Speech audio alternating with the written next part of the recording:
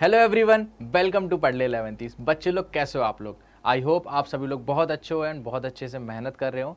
And लीजिए, आज आपके सामने आ गया है काइनेटिक थ्योरी का पूरा वन शॉट। एंड यस, हम काइनेटिक थ्योरी का काफ़ी पोर्शन ऑलरेडी थर्मोडायनेमिक्स में पढ़ चुके हैं। कोई मुझे बताना चाहेगा हम लोग क्या क्या पढ़ चुके हैं?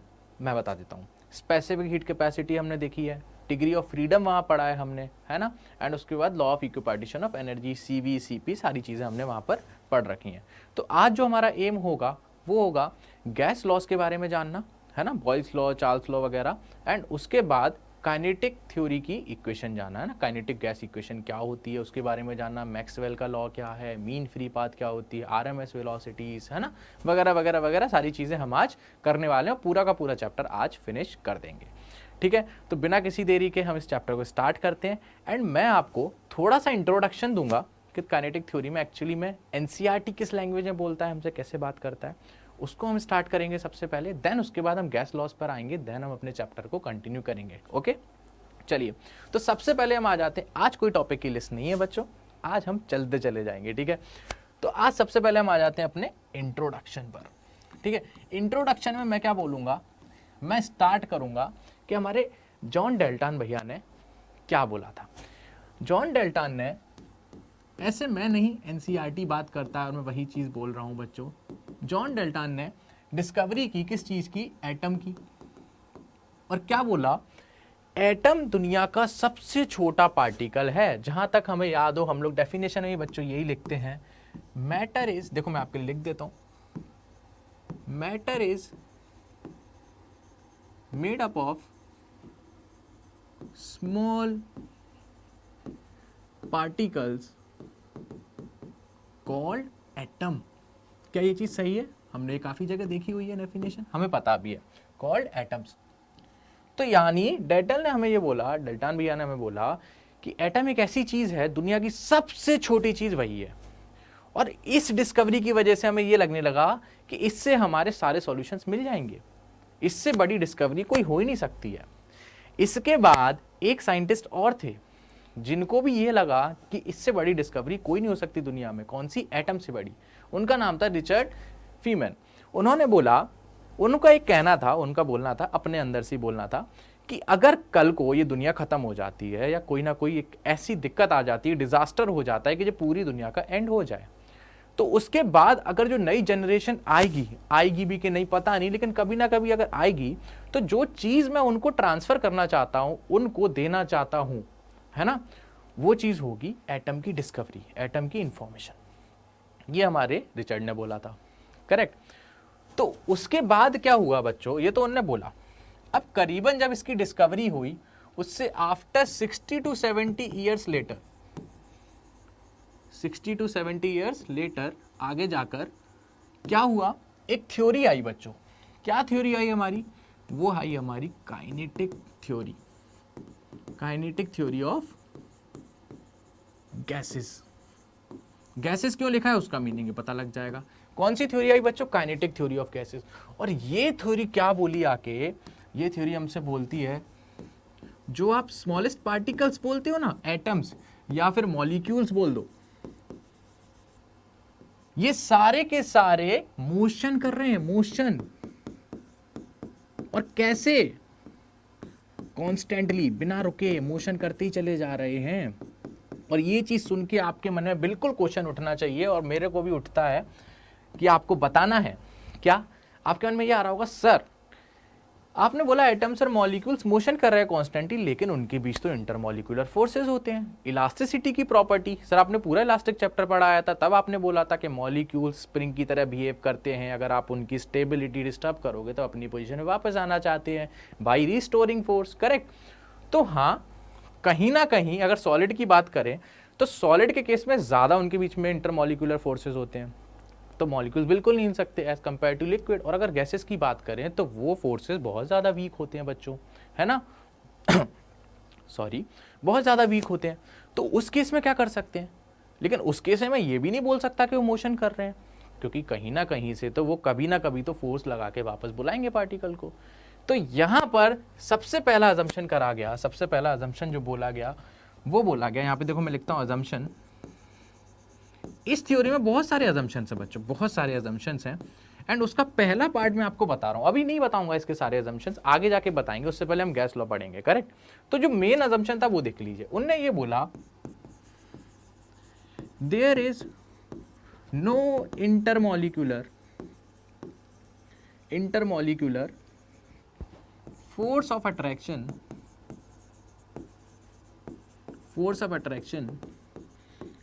between the molecules, इसको ऐसे कर दूं, between the molecules और एटम्स बोल दो, in ideal fluid, ideal gas, मैं फ्लूइड बोल गया, आइडियल गैस। चलो फ्लूइड से भी आपको समझाएंगे, इसका मीनिंग समझाएंगे, क्योंकि अभी आपको क्या समझना है आइडियल गैस क्या होती है। करेक्ट।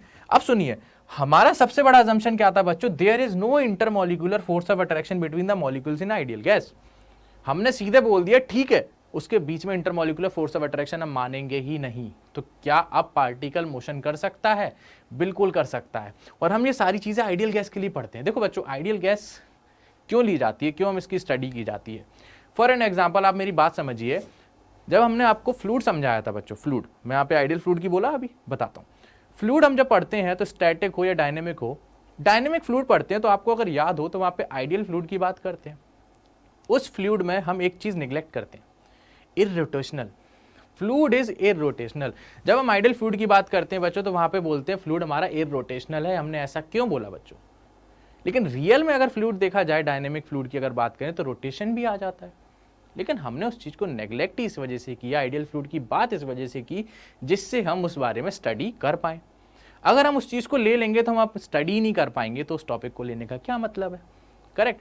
फॉर एन एग्जाम्पल एक और देता हूँ, अभी हमारा लास्ट चैप्टर खत्म हुआ था वेव्स, उसमें आपको याद हो मैंने कोरेंट सोर्सेस लिया था, है ना। और मैंने क्यों लिया था, कोई एक रीज़न दोगे? बिल्कुल बच्चों, अगर मैं कोरेंट सोर्स नहीं लेता तो उन दोनों की वजह से उनका ओमेगा अलग हो जाता, और वो उनकी जो इंटेंसिटी है, कोई इंटेंसिटी है, वो टाइम के साथ साथ चेंज होने लगती किसी भी जगह पर। तो अगर एक जगह पर टाइम के साथ साथ उनकी इंटेंसिटी चेंज हो रही है, मान लीजिए ये डॉट है, यहाँ पर टाइम के साथ साथ इंटेंसिटी चेंज हो रही है, कभी वाइट कभी ब्लैक, कभी वाइट कभी ब्लैक, कम ज़्यादा कम ज़्यादा कम ज़्यादा, क्या आप उसकी स्टडी कर पाते? नहीं। तो उस चीज़ की स्टडी करने के लिए हमने क्या बोला, coherent sources are there. Omega same हो गया था, टाइम का वेरिएबल ही खत्म हो गया था, और जब टाइम का वेरिएबल खत्म हो गया था दैट मीन्स किसी एक पॉइंट पर अगर मैक्सिमम है तो मैक्सिमम रहेगी, जब कुछ है कोई भी वैल्यू इंटेंसिटी की तो वही की वही रहेगी, और कुछ नहीं होगा।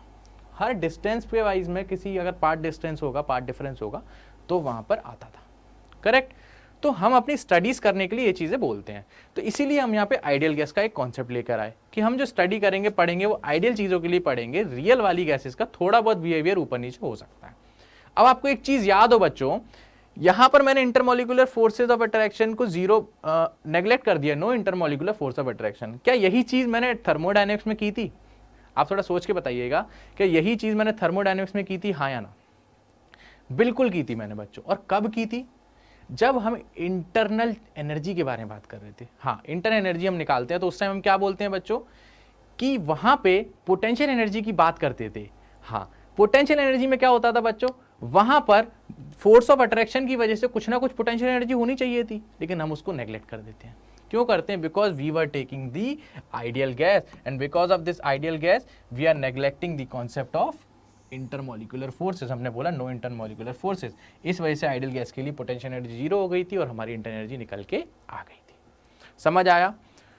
तो इतनी चीज जानने के बाद कि हमने जो अजम्पशन माना, और इस चीज की वजह से, इस कहानी की वजह से कि मोशन करते हैं एटम्स, इसकी वजह से हमारा जो थ्योरी है काइनेटिक थ्योरी ऑफ गैसेस, और जो गैसेस के बारे में इंफॉर्मेशन है, इनकी प्रॉपर्टीज है, इनका बिहेवियर है, ये सारी चीज़ें पढ़ने में बहुत आसानी हो गई।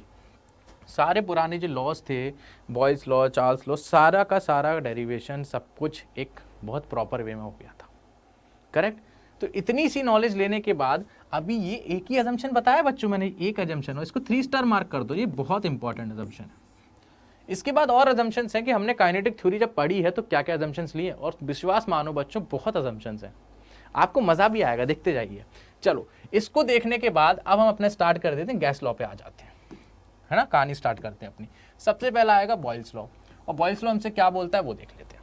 बॉयल्स लॉ हमसे बोलता है for a given mass of ideal gas pressure of gas is inversely proportional to the volume of gas provided the temperature remains constant। देखो बच्चों, बॉयज लो सीधे सीधे क्या बोल रहा है, यहां लिखूं, वो सीधे सीधे बोल रहा है टेम्परेचर रिमेन्स कांस्टेंट, मतलब T इक्वल्स टू कांस्टेंट। अब बच्चे यहीं पे गलती कर जाते हैं, केवल टेम्परेचर को देखते हैं। एक चीज और उसने गिवन करी है बच्चों, for given mass of ideal gas, यहां पर उसने टेम्परेचर तो कांस्टेंट बोला ही है, यहां पर बोला उसने उसका जो मास है तो n भी मेरा कांस्टेंट हो जाएगा। n क्या है, आइडियल गैस के लिए क्या बोलते हैं बच्चों, for ideal gas PV equals to nRT। ये चीज फॉलो होती है, T कांस्टेंट है, R कांस्टेंट और N कांस्टेंट है, because given mass of ideal gas एक फिक्स अमाउंट ऑफ गैस है। तो क्या यहां से मैं बोल सकता हूं PV इक्वल्स टू कांस्टेंट, और PV इक्वल्स टू अगर मैं कांस्टेंट बोल रहा हूं तो P is inversely proportional to V। क्या ये चीज दिख रही है, पक्का? चलो, P is inversely proportional to V, वही चीज बोल रहा है, pressure is inversely proportional to the volume of the gas. Correct. एक चीज और बताओ बच्चों, T कांस्टेंट है तो क्या मैं इसको एक चीज और बोल सकता हूं, आइसोथर्मल प्रोसेस। आइसोथर्मल प्रोसेस भी है ये, क्यों? आइसोथर्मल प्रोसेस क्या होता था, जहां पे टेम्परेचर कांस्टेंट होता था, बिल्कुल सही है। तो एक इंफॉर्मेशन और है। तो बॉयल्स लॉ हमसे क्या बोलते हैं कि अगर टेम्परेचर, बॉयल्स लॉ बोलता है किसी गिवन मास ऑफ गैस के लिए अगर मैं टेम्परेचर कांस्टेंट रखूं तो जो प्रेशर है मेरा वॉल्यूम से इनवर्सली प्रोपोर्शनल होता है। अगर वॉल्यूम बढ़ेगा तो प्रेशर कम होगा, और अगर प्रेशर बढ़ेगा तो वॉल्यूम कम होगा। ठीक, चलो इसके बाद हम इसके ग्राफ की बात कर लेते हैं। ग्राफ किसका देखेंगे बच्चों, P और V का ग्राफ देखेंगे। तो अभी हमें क्या पता लगा, P is inversely proportional to V। तो यहां पर मैं एक ग्राफ बना देता हूं, और जो किसका बनाऊंगा मैं, P और V का। इनके बीच कैसा रिलेशन है बच्चों, P is inversely proportional to V। तो ग्राफ मेरा कैसा आएगा, कुछ इस टाइप का आएगा। बोलो सही है, बिल्कुल पक्का। चलो, क्या अगर आपको याद हो, फॉर आइसोथर्मल प्रोसेस,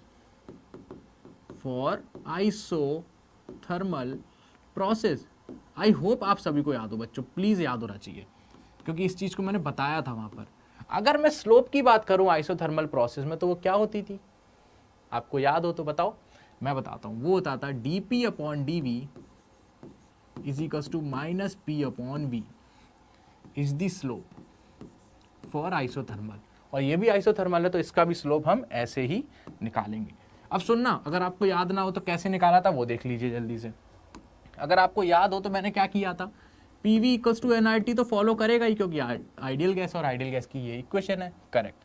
हमारा यहाँ पर T कांस्टेंट, R कांस्टेंट और N कांस्टेंट, ये पूरी चीज कांस्टेंट है।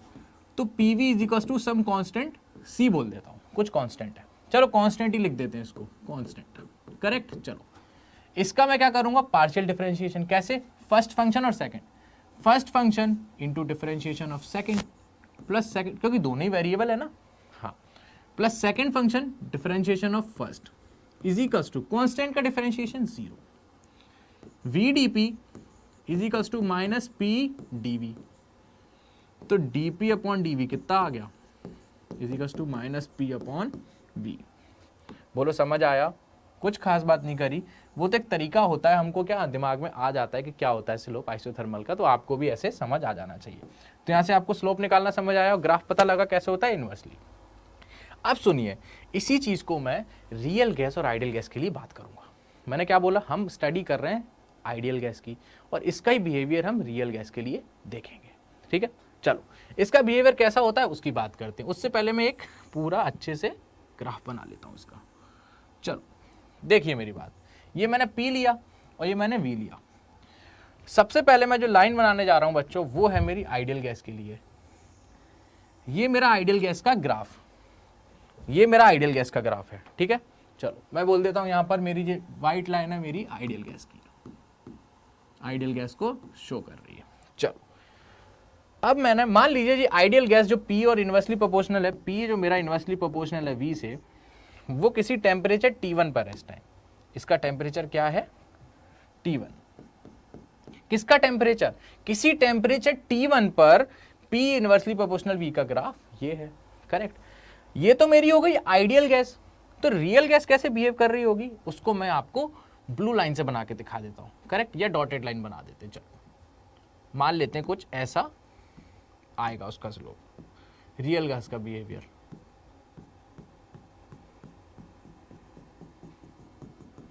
करेक्ट, ठीक है, दिख रहा है। ये मेरी जो डॉटेड लाइन मैंने जो बनाई है बच्चों, ये है मेरी रियल गैस, ये मेरी रियल गैस को शो कर रही है, ठीक है। चलो ये दोनों ही process P is inversely proportional to B for Boyle's law मैंने रियल गैस और आइडियल गैस के लिए देखा है टेम्परेचर T1। अब मैंने क्या किया बच्चों, एक टेम्परेचर लिया, कौन सा temperature, T2 temperature, where T2 is greater than T1। That means मैंने अब टेम्परेचर बढ़ा दिया T2, वो टेम्परेचर बढ़ा के मैंने क्या कर दिया, और वहां पर T2 क्या है मेरा, बड़ा है T1 से। तब मैंने इन दोनों के ग्राफ फिर बनाए। तो जो आइडियल गैस का ग्राफ आया वो कैसा आया, कुछ इसी टाइप का आया यहां, ठीक है। और जो इस गैस का ग्राफ आया रियल गैस का, वो कहीं ना कहीं इसके बिल्कुल मैच कर गया,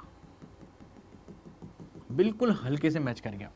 अगर आपको दिख रहा होगा ये टेम्परेचर तो मैंने बता ही दिया T2, और where T2 is greater than T1। तो मेरे को एक चीज की फीलिंग तो आ गई, जब टेम्परेचर कुछ था T1 तब रियल गैस और आइडियल गैस के बीच में गैप था, मतलब real gas was not behaving as an ideal gas. But in the case when I had increases the temperature to T2 which is greater than T1, मैंने increase कर दिया, कुछ टेम्परेचर बढ़ा दिया, तब मेरे को क्या दिख रहा है कि रियल गैस और आइडियल गैस दोनों कहीं ना कहीं मैच खा रहे हैं, कहीं ना कहीं वो एक प्रॉपर्टी शो कर रहे हैं। तो यहां से मुझे क्या पता लगा, एक स्टेटमेंट जरूर लिख सकता हूं मैं, and that statement will be for high temperature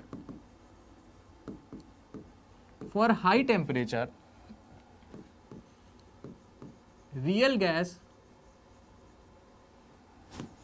behaves as ideal gas। ये चीज दिख रही है आपको, ऐसा क्यों बोला, ये टेम्परेचर बढ़ाया ही तो, हाई टेम्परेचर।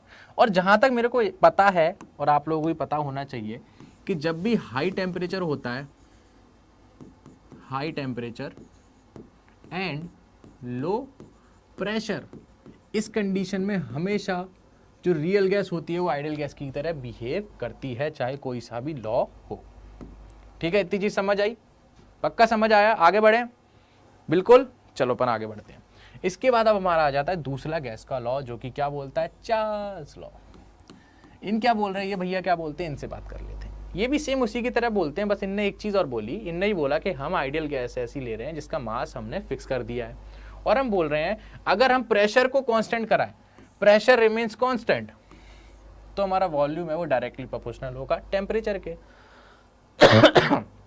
सॉरी बच्चों, तो यहां पर क्या बोला गया, pressure remains constant, P is constant, P इसने कांस्टेंट बोल दिया, and where N is also constant. क्यों बोला मैंने N को कांस्टेंट, बच्चों कोई बोलना चाहेगा?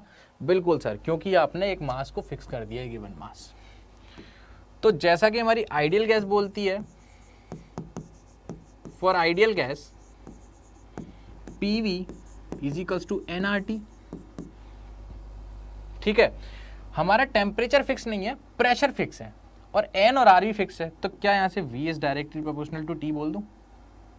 दिख रहा है आपको, ये चीज फिक्स, ये चीज फिक्स, ये चीज फिक्स। जो चीज फिक्स नहीं है वो क्या है, ये है और ये है, तो क्या ये इसके प्रोपोर्शनल नहीं होगा? होगा, वही तो बोला है, volume is directly proportional to temperature, correct. समझ आई इतनी चीज, पक्का बच्चों? चलो इसका ग्राफ देख लेते हैं अपन, इसका ग्राफ कैसा बनेगा।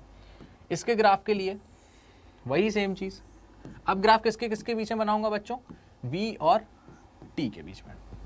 अच्छा एक चीज और बताइए इससे पहले वाले कॉन्सेप्ट में, अगर यहाँ पे PV की जगह, बॉयल्स लॉ पे ही आ जाइए वापस, उसको चार्ल्स लॉ को कंटिन्यू कर रहा हूँ।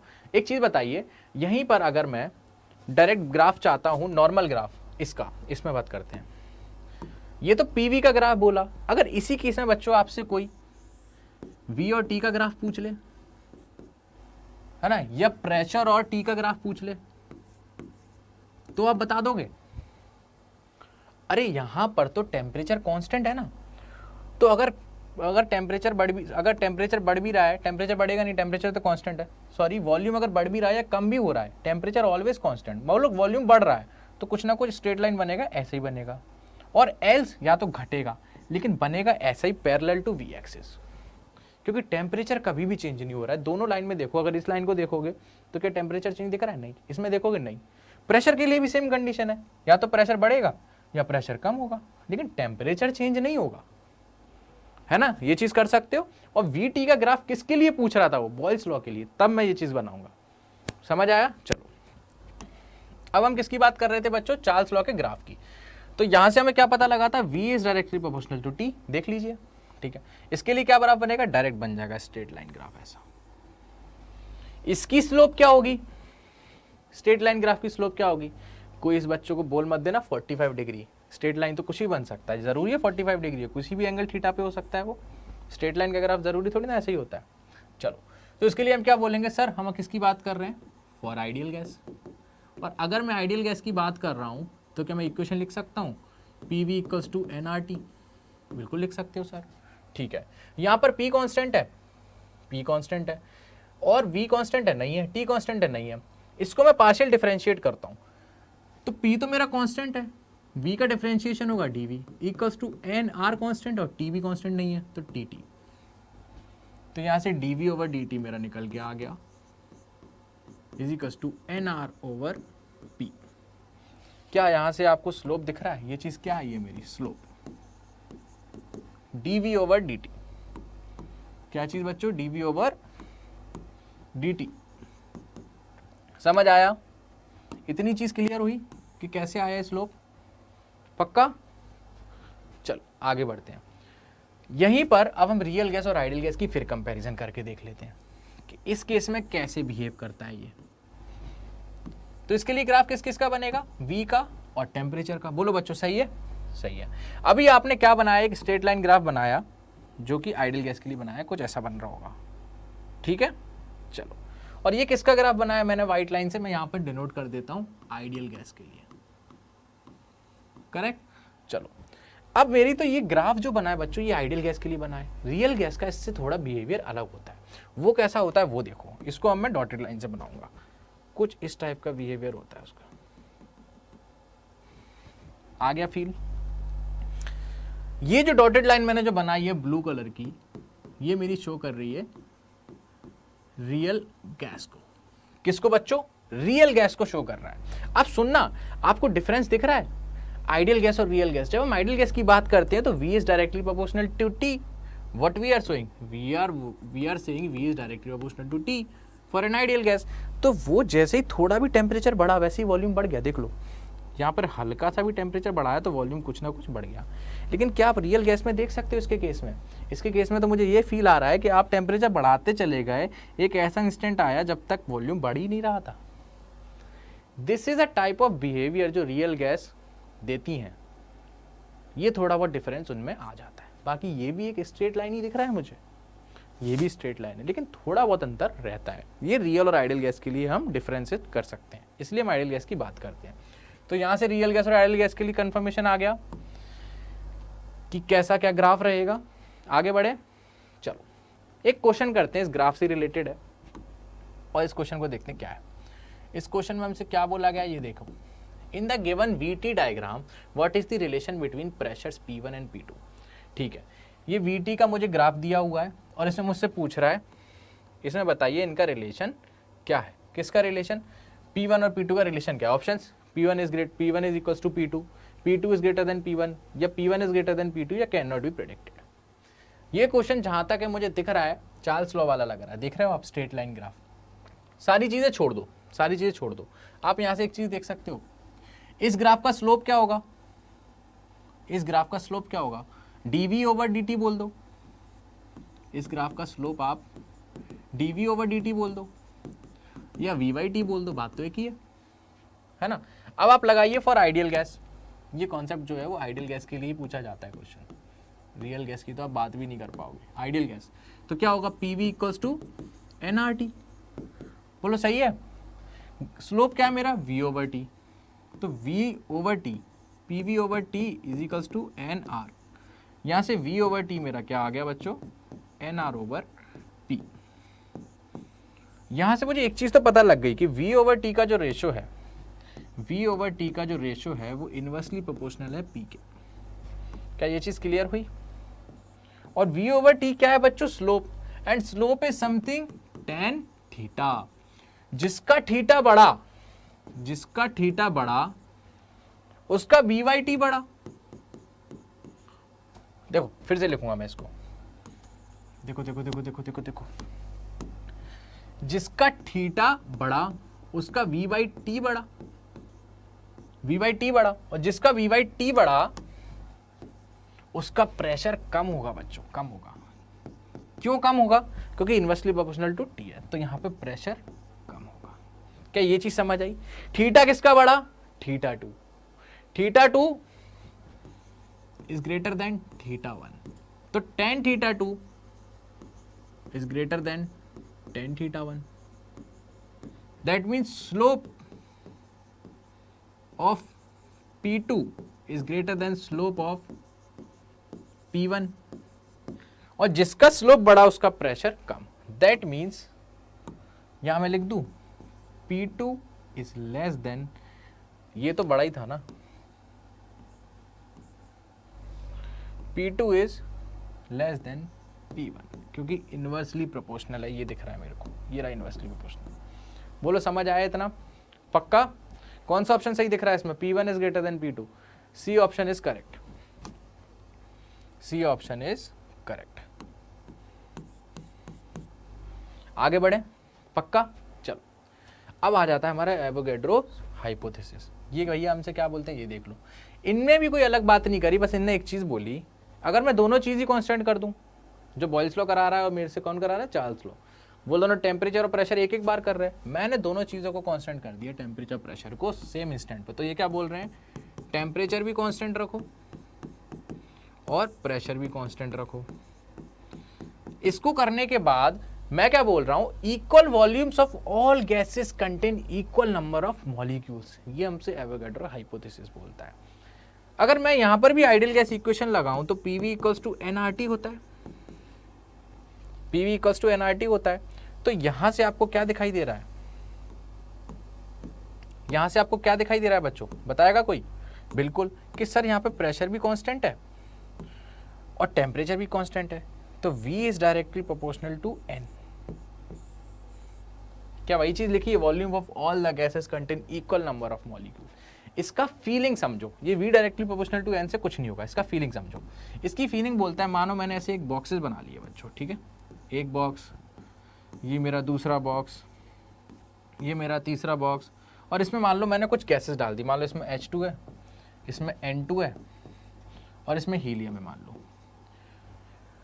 और इनका जो गैसेस का वॉल्यूम है, गैसेस का वॉल्यूम है ना, गैसेस का वॉल्यूम, मान लो इसका वॉल्यूम है 50 ml, ठीक है, इसका वॉल्यूम मान लो कितना, इसका भी 50 ml मान लो, चलो बराबर है सबका 50 ml, ठीक है। H2 गैस का वॉल्यूम, इसका सबका वॉल्यूम बराबर है।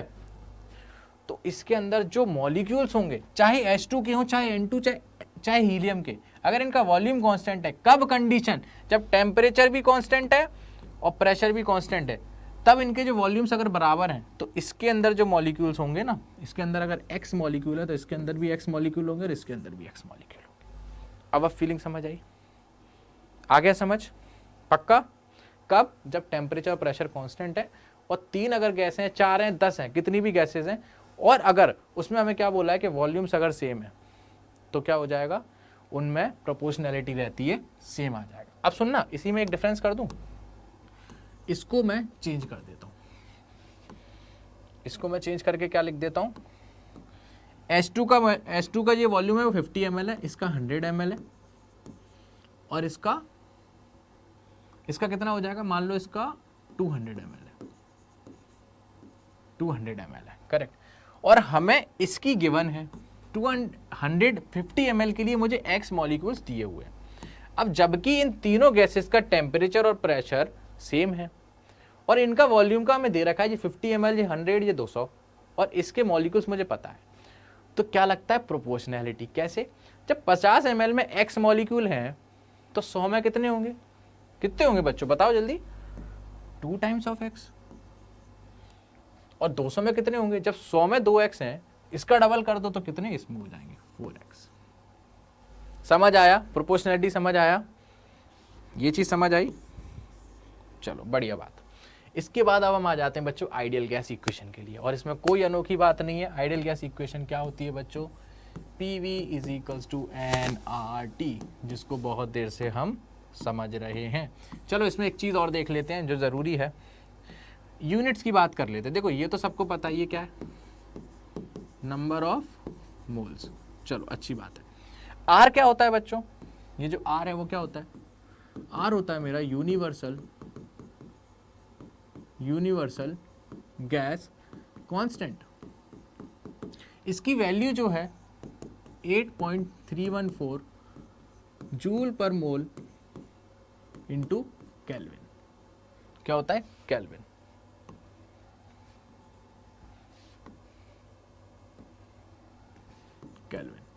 ठीक है। और यहां पर जो टेम्परेचर है वो मेरा केल्विन में है, टेम्परेचर केल्विन में, तभी आर की वैल्यू ये रख पाओगे। और ये जूल में रखी है, तो यहाँ पर प्रेशर आपको अगर एटीएम में दिया हो तो इसको जूल में उसमें कन्वर्ट कर लेना, ऐसा यूनिट में, मीटर पर सेकंड, सॉरी न्यूटन पर मीटर स्क्वायर, है ना। तो ये प्रेशर है, और प्रेशर की यूनिट क्या क्या हो सकती है बच्चों, एटीएम हो सकती है ना। और आपको अगर रिलेशन पता है तो देखो 1 एटीएम क्या होता है बच्चों, 10 की पावर 5 पास्कल, और क्या लिख सकता हूँ, 10 की पावर 5 न्यूटन पर मीटर स्क्वायर। और क्या लिख सकता हूँ 1 एटीएम को, याद है, static fluid 760 mm of Sg, है ना। तो जिस यूनिट में भी है, जिस यूनिट में आपको सही लगता है सॉल्व करना, आप उसमें कर सकते हैं। समझ आया। तो मैंने यहाँ पर केल्विन बताया, टेम्परेचर केल्विन में ले लो, आर ये ले लो, और इसको भी ऐसा यूनिट में कन्वर्ट कर दो, ये रख दो, है ना, 10 की पावर 5, क्या रख दो, 10 की पावर 5 एटीएम से उसमें कन्वर्ट कर दो, अगर एटीएम में दिया है तो। इतनी चीज़ क्लियर हुई, ठीक है। इसमें कोई बात नहीं थी, आइडियल गैस थी, बताना था। आओ इसके ऊपर एक क्वेश्चन करते हैं, तो आपको चीज़ें समझ आएंगी कि मोल्स वगैरह क्या था। द इक्वेशन ऑफ स्टेट, देखो इक्वेशन ऑफ स्टेट का मतलब ही समझ जाया करो, इक्वेशन ऑफ स्टेट का मतलब है वो आइडियल गैस इक्वेशन पूछ रहा है, ठीक है। लेकिन किसकी, इस स्टेट की। अब क्या है देखो, the equation of state for 5 gram of oxygen at pressure P, temperature G, when occupying a volume V। तो भैया उसने क्या क्या कर दिया है, उसने प्रेशर दे दिया है आपको, वॉल्यूम भी दे दिया, टेम्परेचर भी दे दिया है, और उसने बोला है मेरे पास जो गैस है वो क्या है, 5 gram of O2। Then they are asking me for the ideal gas equation. Ideal gas equation इसकी क्या होगी, या गैस इक्वेशन, तो वो तो मुझे यही पता है, PV इक्वल्स टू nRT होता है। यहाँ पर मुझे PV गिवन है, VV गिवन है, TB गिवन है, मुझे क्या फाइंड करना है बच्चों, R भी गिवन है, कांस्टेंट है, मेरे को केवल n फाइंड करना है। n क्या है यहाँ पर मेरा, नंबर ऑफ मोल्स। चलो इस चीज को हम फाइंड करते हैं।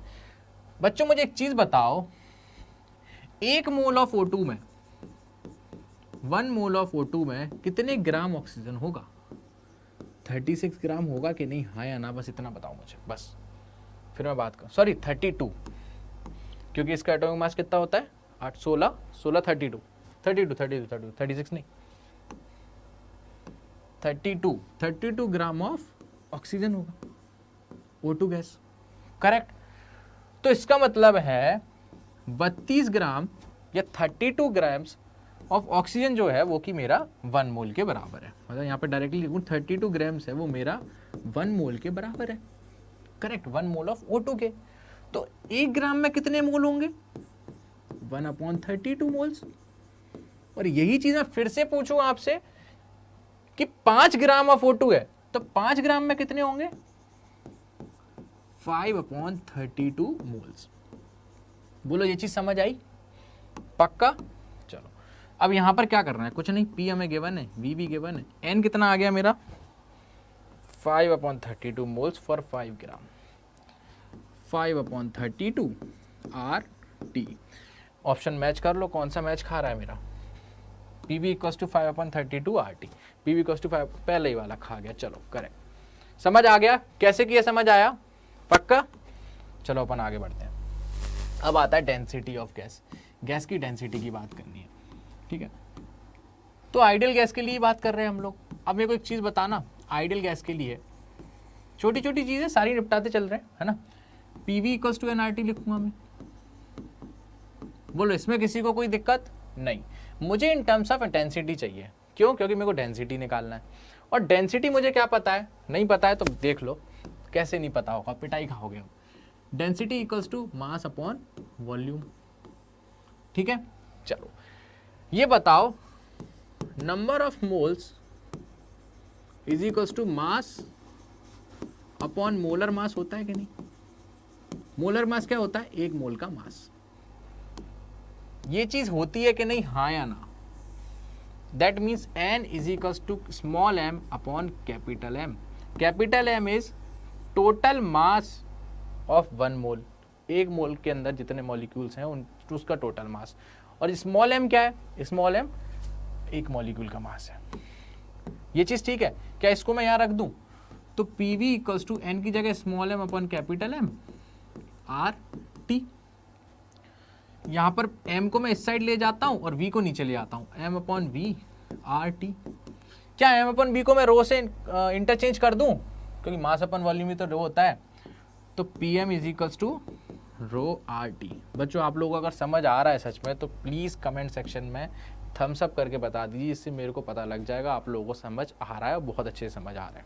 करेक्ट, हमको भी थोड़ा पता लग जाता है कि हाँ हम जो पढ़ा रहे हैं आप लोगों को समझ आ रहा है, ठीक है।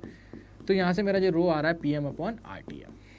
अगर आपसे हो सके तो इसको रट लो, मैं बोलूँगा रट लो, rho is equals to P M upon R T. अरे सिंपल है, आर टी तो सबको पता है, पी एम प्राइम मिनिस्टर की तरीके से समझ लो पी एम, ठीक है। तो ये क्या हो गया मेरा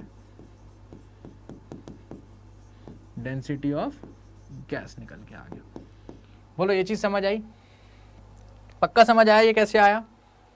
ठीक है ना। चलो, for 1 mole of ideal gas, देखो जो लाइन लिखी है उसी को पढ़ना बच्चों, आपको समझ आ जाएगा ये लाइन क्या बोल रहा है। आधे बच्चे बोल रहे होंगे सर ये टॉपिक क्या है। देखो, for 1 mole of ideal gas, मुझे भी नहीं पता टॉपिक क्या है लेकिन मैं आपके सामने बनाऊंगा। देखो ideal gas PV is equals to N R T, और 1 मोल है तो n की वैल्यू 1 हो गई into R T, that is PV equals to R T. PV upon R T is equals to 1। That is always true for ideal gas. This is always true, always true. इसको हम compare करेंगे real gas और ideal gas के graph को बनाकर। अब देखना मैं ग्राफ क्या बना रहा हूँ, ये देखना, आपको भी थोड़ा अच्छा फील आएगा ऐसे रियल गैस और आइडियल गैस से कि हाई टेम्परेचर और लो प्रेशर मैंने क्यों बोला था। देखो हमको भी कभी कभी कंफ्यूजन हो जाती है, हम भी कभी कभी भूल जाते हैं कि जैसे नीचे मैं लाइन बनाने वाला था तो प्रेशर आएगा कि टेम्परेचर, मैं निकल गया मेरे दिमाग से। लेकिन जैसे ही मैंने ये चीज़ बोली ना कि पता लगेगा कि हाई टेम्परेचर लो प्रेशर, कहीं ना कहीं से कनेक्ट बना के रखना पड़ता है चीज़ों को रिमेंबर करने के लिए। कॉन्सेप्ट चलो मैंने माना हर टाइम हमें याद रहता है, लेकिन कहीं ना कहीं से कनेक्ट रखा करो उस चीज़ को पकड़ने का, है ना।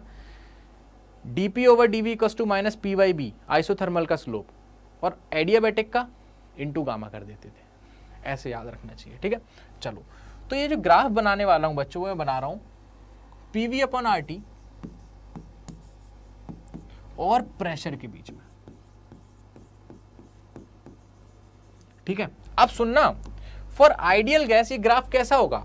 आइडियल गैस के लिए PV अपॉन आर टी की वैल्यू हमेशा 1 है, चाहे कुछ भी हो जाए, चाहे नीचे कोई सा भी आ जाए, यहाँ आयरन मैन भी आ जाएगा ना, सुपरमैन भी आ जाए, बैटमैन आ जाए, कोई आ जाए, उसको मतलब नहीं, वो कहेगा भाई मैंने अगर बोल दिया ना मेरी वैल्यू 1 है तो 1 है, तो भाई उसकी बात मान लो, नहीं तो बहुत दिक्कत हो जाएगी। उसकी बात मैंने मान ली और मैंने वैल्यू 1 कर दी, ठीक है, ये मेरी वैल्यू 1 हो गई।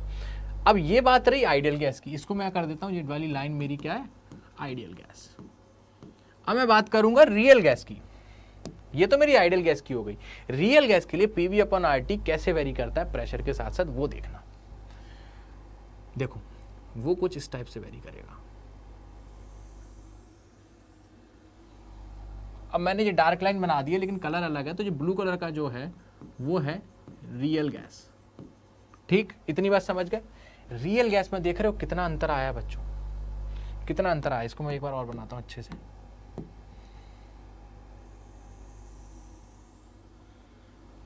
कुछ इस टाइप का ग्राफ, कुछ इस टाइप का ग्राफ। मान लीजिए ये ग्राफ जो आया है वो कैसे टेम्परेचर T1 पर आया है, ठीक है। अब हमने क्या किया, टेम्परेचर बढ़ाया, थोड़ा टेम्परेचर और बढ़ाया, और जब टेम्परेचर बढ़ाया तो हमने क्या देखा पता है, ये ग्राफ कुछ ऐसा आ गया। देखो ये रेड लाइन जो मैं ग्रीन बनाने वाला हूं, कुछ ऐसा आ गया। ये किसके लिए आया, मेरा किसी टेम्परेचर T2 पे, और वो टेम्परेचर क्या है T2, T2 is greater than T1। और यहाँ पर जो ग्रीन लाइन है वो भी बच्चों मेरी रियल गैस को शो कर रही है, आप ज़्यादा भूल मत जाना। ये रेड ये वाली लाइन भी है, वो भी मेरी रियल गैस है।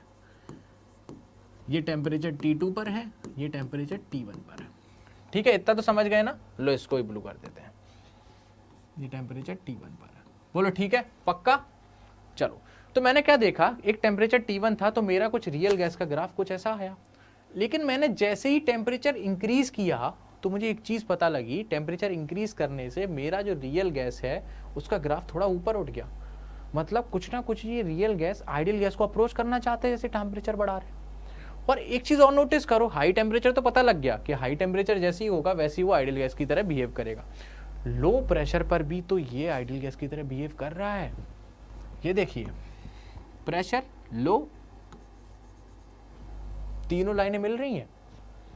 तो yes, this thing is confirm now कि for high temperature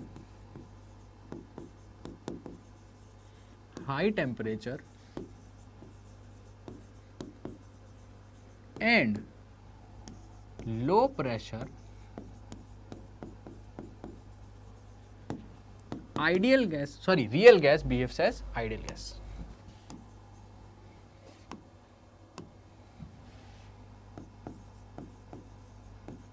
Real gas behaves as ideal gas.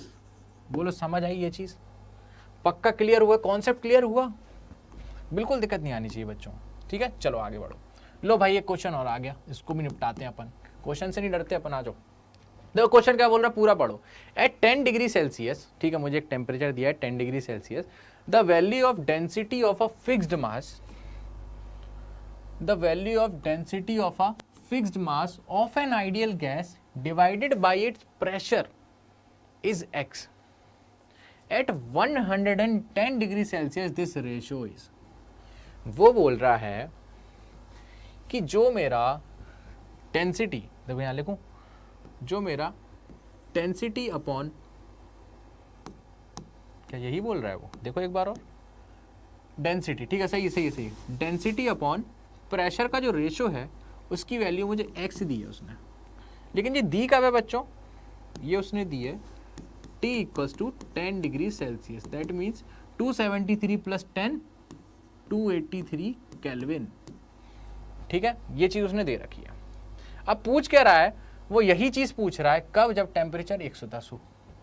तो वो चीज कब पूछ रहा है वो, जब टेम्परेचर मेरा 110 डिग्री सेल्सियस हो, दैट मीन्स 273 प्लस 100 करो, 373 प्लस 10 383 केल्विन। यार ये चीज तो कर लेना प्लीज, 273 प्लस 110 कितने होते हैं, 383, करेक्ट। चलो इस टाइम पर वो हमसे क्या पूछ रहा है, इस टाइम पर हमसे रो अपॉन पी की वैल्यू बोल रहा है, इसकी वैल्यू पूछ रहा है रो अपॉन पी की, करेक्ट। इसको मैं एक्स डैश बोल देता हूं, कुछ एक्स डैश, और ये मुझे पता नहीं है, इसकी वैल्यू पता करनी है, लेकिन ये मुझे गिवन है। अब सुनो, आपको अगर याद हो तो डेंसिटी क्या आती थी, क्या होता था डेंसिटी, अभी निकाला था मैंने, याद करने को बोला था, rho equals to P M upon R T होता है, सबको पता है। क्या मैं इस पी को नीचे ले आऊं, पी को नीचे लाऊंगा तो क्या होगा, rho upon P is equals to M upon R T, correct. यहां पर मैं टी की वैल्यू रख दूं 283 is equals to M upon 283 R, समझ आया। तो ये रो अपॉन पी जो आया that is equals to X, जो मुझे गिवन है वो आया मेरा एम अपॉन 283 आर, ये चीज़ मेरे पास एक निकल कर आई।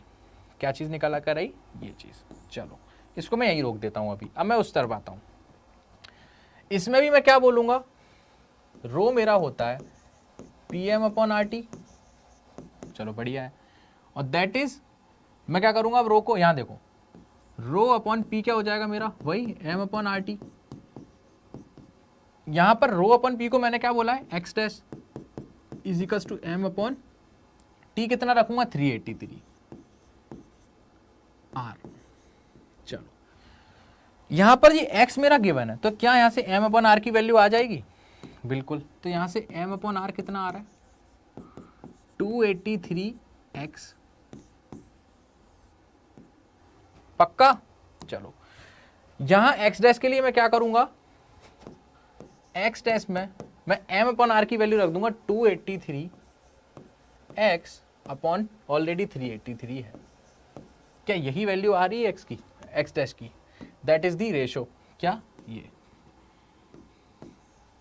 283 अपॉन 383 इंटू एक्स। ये रहा ऑप्शन बच्चों, डी ऑप्शन। क्या ये आंसर आया आपका कि कैसे निकाला गया है? पक्का समझ में आया? बिल्कुल अच्छे से, पक्का? चलो अपन आगे बढ़ते हैं। अब इसके बाद अब हम आएंगे काइनेटिक थ्योरी ऑफ गैसेस पर। अभी तक हमने गैस लॉ की बात करी थी, अब हमारे काइनेटिक थ्योरी ऑफ गैसेस में अब हम बात करते हैं कि पोस्टुलेट्स क्या है इसके, मतलब अजम्पशंस क्या क्या लिए थे, वो सारी चीज़ों की हम बात करेंगे। तो सबसे पहले हम बात करेंगे पोस्टुलेट्स, जो कि क्या है, मेरा एक टाइप का अजम्पशंस ही है सारे, कि कितने अजम्पशंस लिए गए। अजम्पशंस के तौर पे मैं ये बताना चाह रहा हूँ आपको कि क्या क्या चीज़ें हमको दिमाग में रखनी है काइनेटिक थ्योरी पढ़ने से पहले। करेक्ट? चलो अपन स्टार्ट करते हैं इस चीज़ को।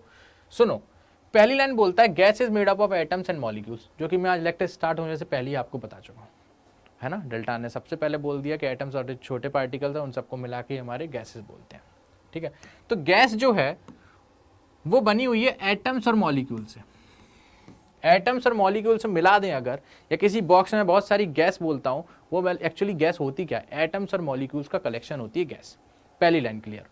दूसरा अजम्पशन क्या था, molecules of same gases are identical in shape, size and mass. अब सुनो मेरी बात, अगर एक बॉक्स है उसके अंदर मैंने हीलियम भरी हुई है, तो हीलियम गैस के जितने भी मॉलिक्यूल्स हैं वो सारे के सारे, उनका साइज सेम होगा।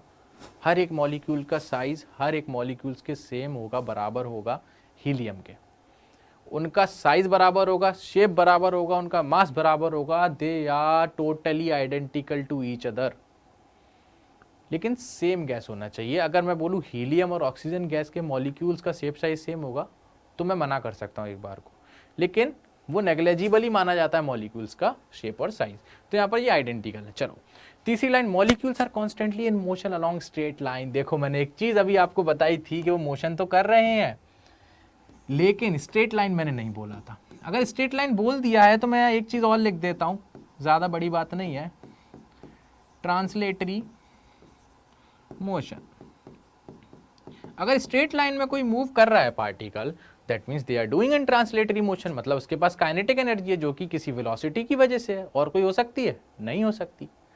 अगर मैं बोल रहा हूं वो ट्रांसलेटरी मोशन कर रहे हैं, स्ट्रेट लाइन में मूव कर रहे हैं, that means they are not doing any rotational motion.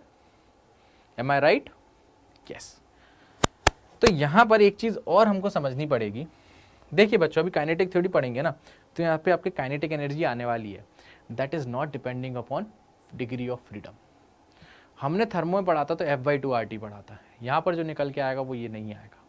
यहाँ पर एक कांस्टेंट टर्म आएगी जो कि केवल और केवल टेम्परेचर पे डिपेंड करेगी, not depending upon the nature.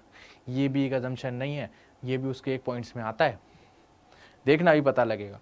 तो यहाँ से मैं आपको क्या बताना चाह रहा हूँ कि यहाँ पर F विल बी ऑलवेज 3, या आप बोल सकते हो मोनो एटोमिक।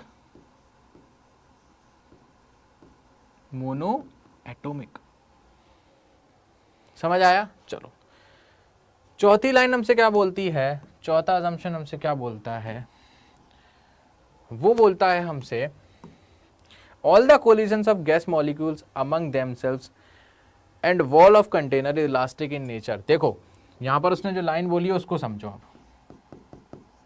सुनो। वो बोल रहा है जितने भी गैस के कोलिजन्स हो रहे हैं मॉलिक्यूल्स के, चाहे उससे हो चाहे दीवार से हो, सारे इलास्टिक है। देखो उसने सीधा बोला, मान लो एक गैस है, जो एक बॉक्स के अंदर बंद है, अब उस बॉक्स के अंदर मॉलिक्यूल्स हैं, एक गैस है उसके अंदर मॉलिक्यूल्स है, एटम्स होंगे, तो क्या होगा, एटम्स अपने आप में भी टकराएंगे, मॉलिक्यूल्स आपस में टकराएंगे कि नहीं टकराएंगे, बिल्कुल टकराएंगे। और कैसे टकरा सकते हैं, दीवार से टकरा सकते हैं या बॉक्स के एजेस से टकरा सकते हैं। तो whenever they are doing a collision, right, चाहे वो आपस में टकराए चाहे दीवार से, हमेशा वो इलास्टिक होगा। इलास्टिक का मतलब है अगर मैं यहाँ इस अपना सर इस दीवार में 10 मीटर पर सेकंड की स्पीड से दे दूं तो मेरा सर पलट के 10 मीटर पर सेकंड से ही वापस आ जाएगा। That means momentum is conserve, है ना, कोई लॉस मोमेंटम का नहीं हुआ है। Plus kinetic energy is also conserve. यहाँ जितनी काइनेटिक एनर्जी तुमने दी, पलट के उसी काइनेटिक एनर्जी को लेके वापस आ जाओगे। करेक्ट। चलो, इसके बाद हमारा आएगा 5वां पॉइंट। वो क्या बोलता है, the pressure of gas is due to collisions of molecules with wall of container. हाँ भैया, ये लाइन कुछ लोगों के ऊपर से निकल गई होगी, इसको समझ लेते हैं। इसमें बोल दिया उसने कि जो प्रेशर है गैस का वो किसके बराबर होगा, कंटेनर के वॉल के बराबर होगा। अब मेरी बात सुनना, मान लो मैं हमेशा बोल रहा हूँ आपको एक बॉक्स है, सुनना, ये मान लो एक स्टूडियो है जहाँ पे मैं वीडियो रिकॉर्ड कर रहा हूँ आपके लिए। इस स्टूडियो में मान लो मैं WWE के सुपरस्टार्स को लेके आ जाऊँ, for example Brock Lesnar and Undertaker को, ठीक है, उन दोनों को यहाँ छोड़ दूँ, दोनों बहुत ताकतवर है ना, they are having so much potential in them. तो मैं क्या करूँगा, उनको लड़ने छोड़ दूंगा और मैंने ये गेट बंद कर दिया, बाहर खड़ा हूँ। जब वो लड़ेंगे, आपस में मारेंगे एक दूसरे को, तो क्या मुझे फील होगा उनकी ताकत का, नहीं होगा, वो आपस में लड़ रहे हैं। अगर ये वॉल की दीवारें लकड़ी की बनी हैं या किसी भी एक चीज की बनी हैं, तो क्या होगा, मैं उसको दीवार में मारूंगा। अगर मैं नहीं, अंडरटेकर या जो ब्रॉक लेसनर है, अगर वो अपनी ताकत इस दीवार पे दिखाए, मारे दम से इसको, दीवार को ठोकर मारे, तो कहीं ना कहीं बाहर से आपको फील होगा, अच्छा इतना ज्यादा प्रेशर लगा, अच्छा इतना ज्यादा प्रेशर, इतना कम लगा। तो कहीं ना कहीं आप उससे उस चीज का अंदाजा लगा सकते हो कि अंडरटेकर जो मार रहा है बहुत स्लो मार रहा है दीवार में, और ब्रॉक लेसनर बहुत तेज मार रहा है। तो कहीं ना कहीं ब्रॉक लेसनर का पोटेंशियल ज़्यादा है, मतलब ब्रॉक लेसनर प्रेशर ज़्यादा एग्जर्ट कर रहा है। फील आया, केवल फील देने के लिए मैंने ऐसा बोला है, इस चीज़ को इससे रिलेट मत कर देना, नहीं तो आधा कमेंट सेक्शन भर जाएगा, ठीक है। तो आपको फील आना चाहिए कि प्रेशर कैसे निकाला जा रहा है गैस का प्रेशर जो है, आपस में जो भी प्रेशर लगा रहे हैं वो टकरा रहे हैं, उसको तो हम नहीं बता सकते, लेकिन वॉल पे कितना प्रेशर है वो हम बता सकते हैं। करेक्ट। तो वहीं से निकलेगा, the pressure of gas is due to the collision of molecules with wall of container। चलो अगला point, of kinetic energy of gas only depends upon temperature of gas. मैंने आपको अभी क्या भी बताया, केवल और केवल टेम्परेचर पे डिपेंड करता है, उसकी प्रॉपर्टी पे डिपेंड नहीं करता गैस की। कैसी प्रॉपर्टी, मैं बताता हूं। अगर गैस हीलियम है या हाइड्रोजन है, इन दोनों की काइनेटिक एनर्जी केवल और केवल टेम्परेचर पे डिपेंड करेगी। अगर दोनों के टेम्परेचर सेम है, हीलियम का टेम्परेचर 100 केल्विन, हाइड्रोजन का टेम्परेचर 100 केल्विन, दोनों की काइनेटिक एनर्जी मॉलिक्यूल्स की सेम, खत्म बात, इससे ज़्यादा बात ही नहीं कर सकते, ठीक है। चलो अगला टॉपिक देखो, the actual volume of gas is negligible when compare to the occupied volume by gas. सुनो, इसका मीनिंग समझ लो, आपको चीज़ें क्लियर हो जाएंगी। सुनो, मैं यहाँ पे 2 बॉक्सेस बना रहा हूँ, चलो ऐसे नहीं बनाएंगे, ऐसे बनाएंगे तो आपको समझ नहीं आएगा।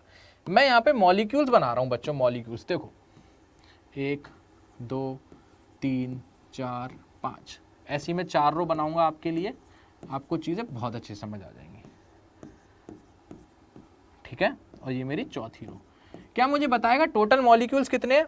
मैंने जो बनाए हैं 5 यहाँ 4 यहाँ 20 हैं, और इनको मैंने एक बॉक्स में कवर कर दिया, इनके ऊपर से मैंने ऐसे, ठीक है। ये तो हो गया इनका वॉल्यूम जो इन मॉलिक्यूल ने ऑक्यूपाई किया है।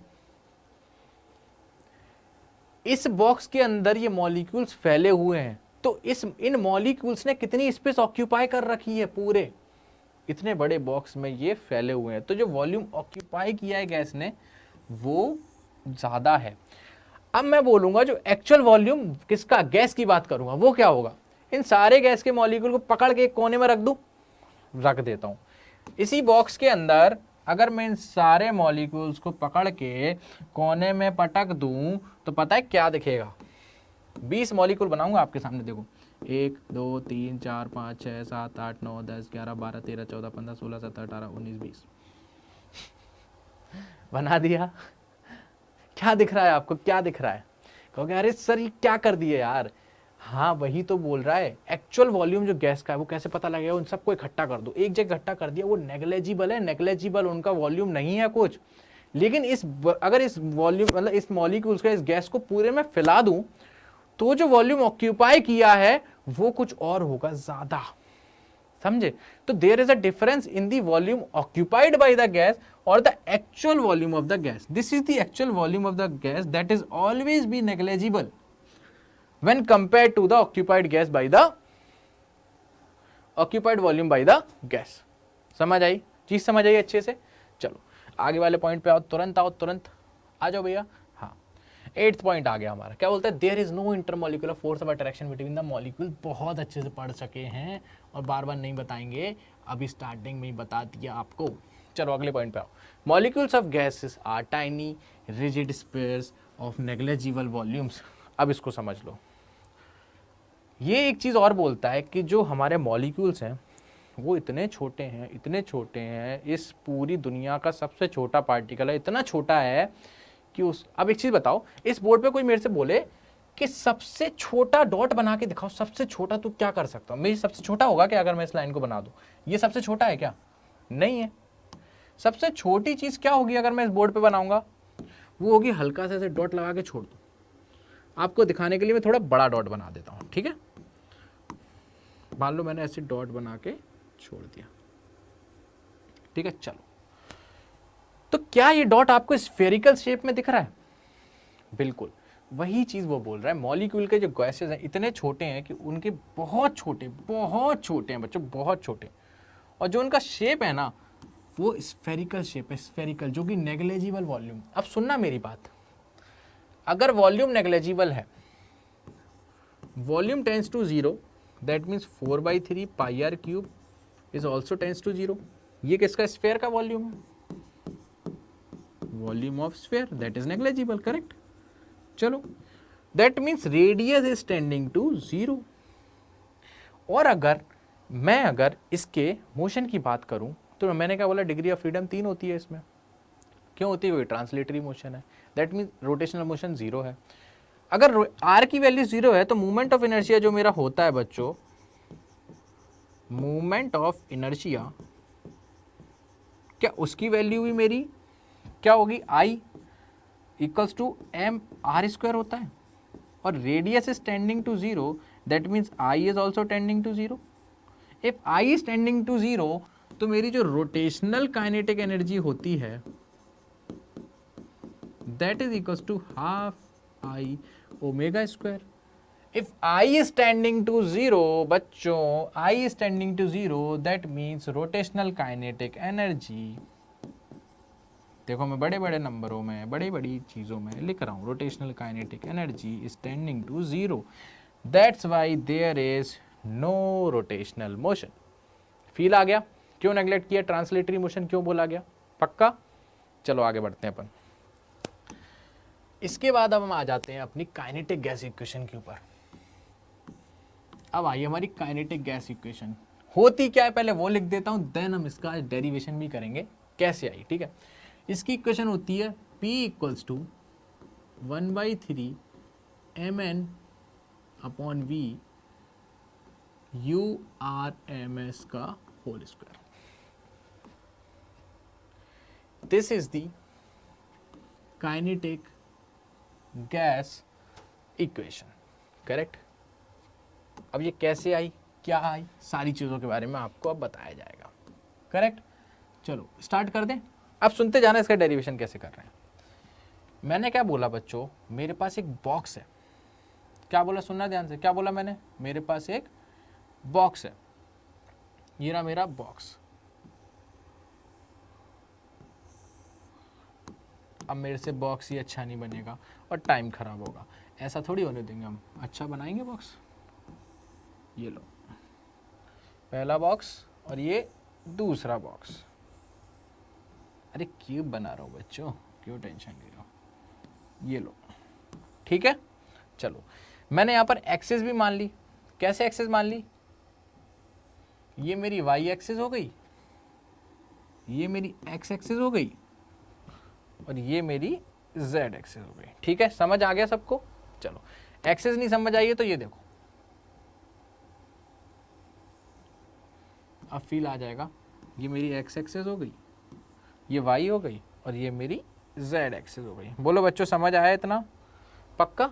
चलो मैं क्या बोल रहा हूं बच्चों, मेरी बात सुनो। अब ये मेरा एक क्यूब है, दिख रहा है आपको? चलो मैंने क्या बोला, इस क्यूब के एक मॉलिक्यूल की बात करी, लेकिन इससे पहले इसमें बता देता हूं कि क्या क्या है। मैंने इसे माना इस बॉक्स के अंदर n नंबर ऑफ मॉलिक्यूल्स हैं। ठीक है, ये चीज हमेशा ध्यान रखना, इस बॉक्स के अंदर n मॉलिक्यूल्स हैं, n नंबर ऑफ मॉलिक्यूल्स, एक नहीं है बहुत सारे मॉलिक्यूल्स हैं। तो मैंने क्या बोला, एक मॉलिक्यूल कहीं ना कहीं इस बॉक्स के बीच में कहीं ना कहीं होगा। ठीक है, और ये मॉलिक्यूल के पास जब ये बीच में होगा तो इसके पास क्या क्या होगा बच्चों, ये रहा वो मॉलिक्यूल, इसके पास कुछ ना कुछ वेलोसिटी होगी, जिसको मैं क्या बोल दूं, u1 बोल दूं। u1 इसलिए बोल रहा हूं, कोई n मॉलिक्यूल्स है, दूसरे मॉलिक्यूल की स्पीड u2, तीसरे की वेलोसिटी u3, चौथे की वेलोसिटी u4, nth की un। तो एक लिया है तो पहले को मैं un बोल देता हूं, तो उसकी वेलोसिटी तो तीनों डायरेक्शन में होगी। इधर होगी ux1, y के अलॉन्ग क्या हो सकती है uy1, और z के अलॉन्ग uz1। बोलो ये चीज समझ आई, uy1 और uz1 होगी कि नहीं होगी? अरे ये चीज हमने law of equipartition of energy में ही पढ़ा था बच्चों, थर्मोडायनेमिक्स में, इतनी जल्दी मत भूलो। वहां पर भी हमने क्या चीज पढ़ी थी, वही चीज बताने वाला हूं। वहां पर क्या बोला था, देखो यहां देखो, जल्दी शॉर्ट में बताता हूं फिर मिटा दूंगा इसको। ठीक है, हमने क्या बोला था कि जो काइनेटिक एनर्जी आती थी वो क्या होती थी, half M U X square plus half M U Y square plus half M U Z square. बोलो इसी की वजह से आती थी ट्रांसलेशन की। और उसमें हमने क्या बोला था कि each part of energy is equals to the each degree of freedom, और वो सारी इक्वल होती थी। यही 1/2 kT 1/2 kT 1/2 kT। समझ आया? वही चीज मैं बोल रहा हूं, और जब ये इक्वल है इसके, ये इक्वल है इसके, that means these velocities are also equal. Correct? तो यहां से अब इसकी वेलोसिटी क्या थी, समथिंग u1, तो x के लंग u1x है ना, u1x। देखो ये मैंने क्या लिखा है, इसको मैं मिटा के फिर से लिखता हूँ। इसकी वेलोसिटी क्या थी u1, तो इस डायरेक्शन में इसकी वेलोसिटी क्या हो जाएगी u1 कुछ x के अलॉन्ग, इसकी u1 y के अलॉन्ग, u1 z के अलॉन्ग। बोलो इसमें कोई दिक्कत नहीं। और ये तीनों सेम होंगी तीनों के डायरेक्शन में, तो यहां से मैं क्या बोल सकता हूँ, u1 मेरी जो निकलेगी वो क्या होगी, अंडर रूट ऑफ u1x का होल स्क्वायर प्लस u1y का होल स्क्वायर प्लस u1z का होल स्क्वायर। ये u है बच्चों, u वो लिख जा रहा है मेरे से, u है। ठीक है, कोशिश करूंगा ढंग से लिख दूं। ठीक है चलो, और ये तीनों इक्वल हैं, ux is equal to uy is equal to uz। पक्का? अगर ये तीनों इक्वल हैं तो क्या मैं इसको सबको एक से रिप्लेस कर दूं? बिल्कुल कर सकते हैं। देखो तो मैं यहाँ पे क्या लिख सकता हूँ, u1 इक्वल्स टू, मैं y और z को x लिख देता हूँ, तो अंडर रूट ऑफ u1x का होल स्क्वायर प्लस u1x का होल स्क्वायर प्लस u1x का होल स्क्वायर। बोलो ये चीज़ सही है? तो यहाँ से मेरे पास u1 की जो वैल्यू आ रही है वो कितनी आ रही है, u1 स्क्वायर कर दूँ तो ये रूट हट जाएगा, और ये 3 टाइम्स ऑफ u1x का होल स्क्वायर। इस चीज़ को यहीं पर रोको। अब अभी मैंने x के टर्म में क्यों लाया वो बताता हूँ। ये जो मेरा पार्टिकल था, मुझे ये पता है या तो ये x के अलॉन्ग जा रहा होगा, y के अलॉन्ग, z के अलॉन्ग, तीनों के अलॉन्ग इसकी वेलोसिटी सेम होंगी। मैंने माना कि इसकी वेलोसिटी x के अलॉन्ग कुछ ना कुछ है, ये x के अलॉन्ग मूव करना चाह रहा है, और x के अलॉन्ग जाएगा तो किस वेलोसिटी से जाएगा, पहला पार्टिकल है और x के अलॉन्ग है तो ux1। और ये किसकी तरफ जा रहा है, इस वॉल की तरफ जा रहा है बच्चों, इस साइड वाला। तो फील कैसे करोगे, ये वॉल जो है वो ये रही, और ये कहाँ जाना चाहता है, इधर। इसकी डिस्टेंस इस वॉल की यहाँ से यहाँ तक कितनी है, x, या कुछ भी ना कुछ है। ठीक है, और ये मैंने क्या लिया है, क्यूब माना है बच्चों, क्यूब। और इस क्यूब की लेंथ क्या है, l है इसकी साइड की, मतलब यहाँ से यहाँ तक की जो लेंथ है वो l है। करेक्ट? चलो तो मैंने क्या बोल दिया कि मेरे पास ये जो वॉल है सामने वाली वो ये है, और ये पार्टिकल मेरा यहाँ से यहाँ आ रहा है। ठीक है, चलो इसको ब्लू में ही बनाते हैं, नहीं तो आप लोग कंफ्यूज हो जाओगे कि सर आपने ये नीचे क्या बना दिया। तो ये रही मेरी वॉल, ठीक है, ब्लू वाली, और ये पार्टिकल मेरा x के अलॉन्ग आ रहा है u1x वेलोसिटी से। पक्का? चलो अब मुझे एक चीज बताओ, वी नो दैट कि जो कोलिजन होगा वो इलास्टिक है, ये कुछ वेलोसिटी से चल के इससे टकराने वाला है। अगर इसके बाद कोलिजन होगा तो कैसा होगा, इलास्टिक है इनइलास्टिक, कैसा होगा?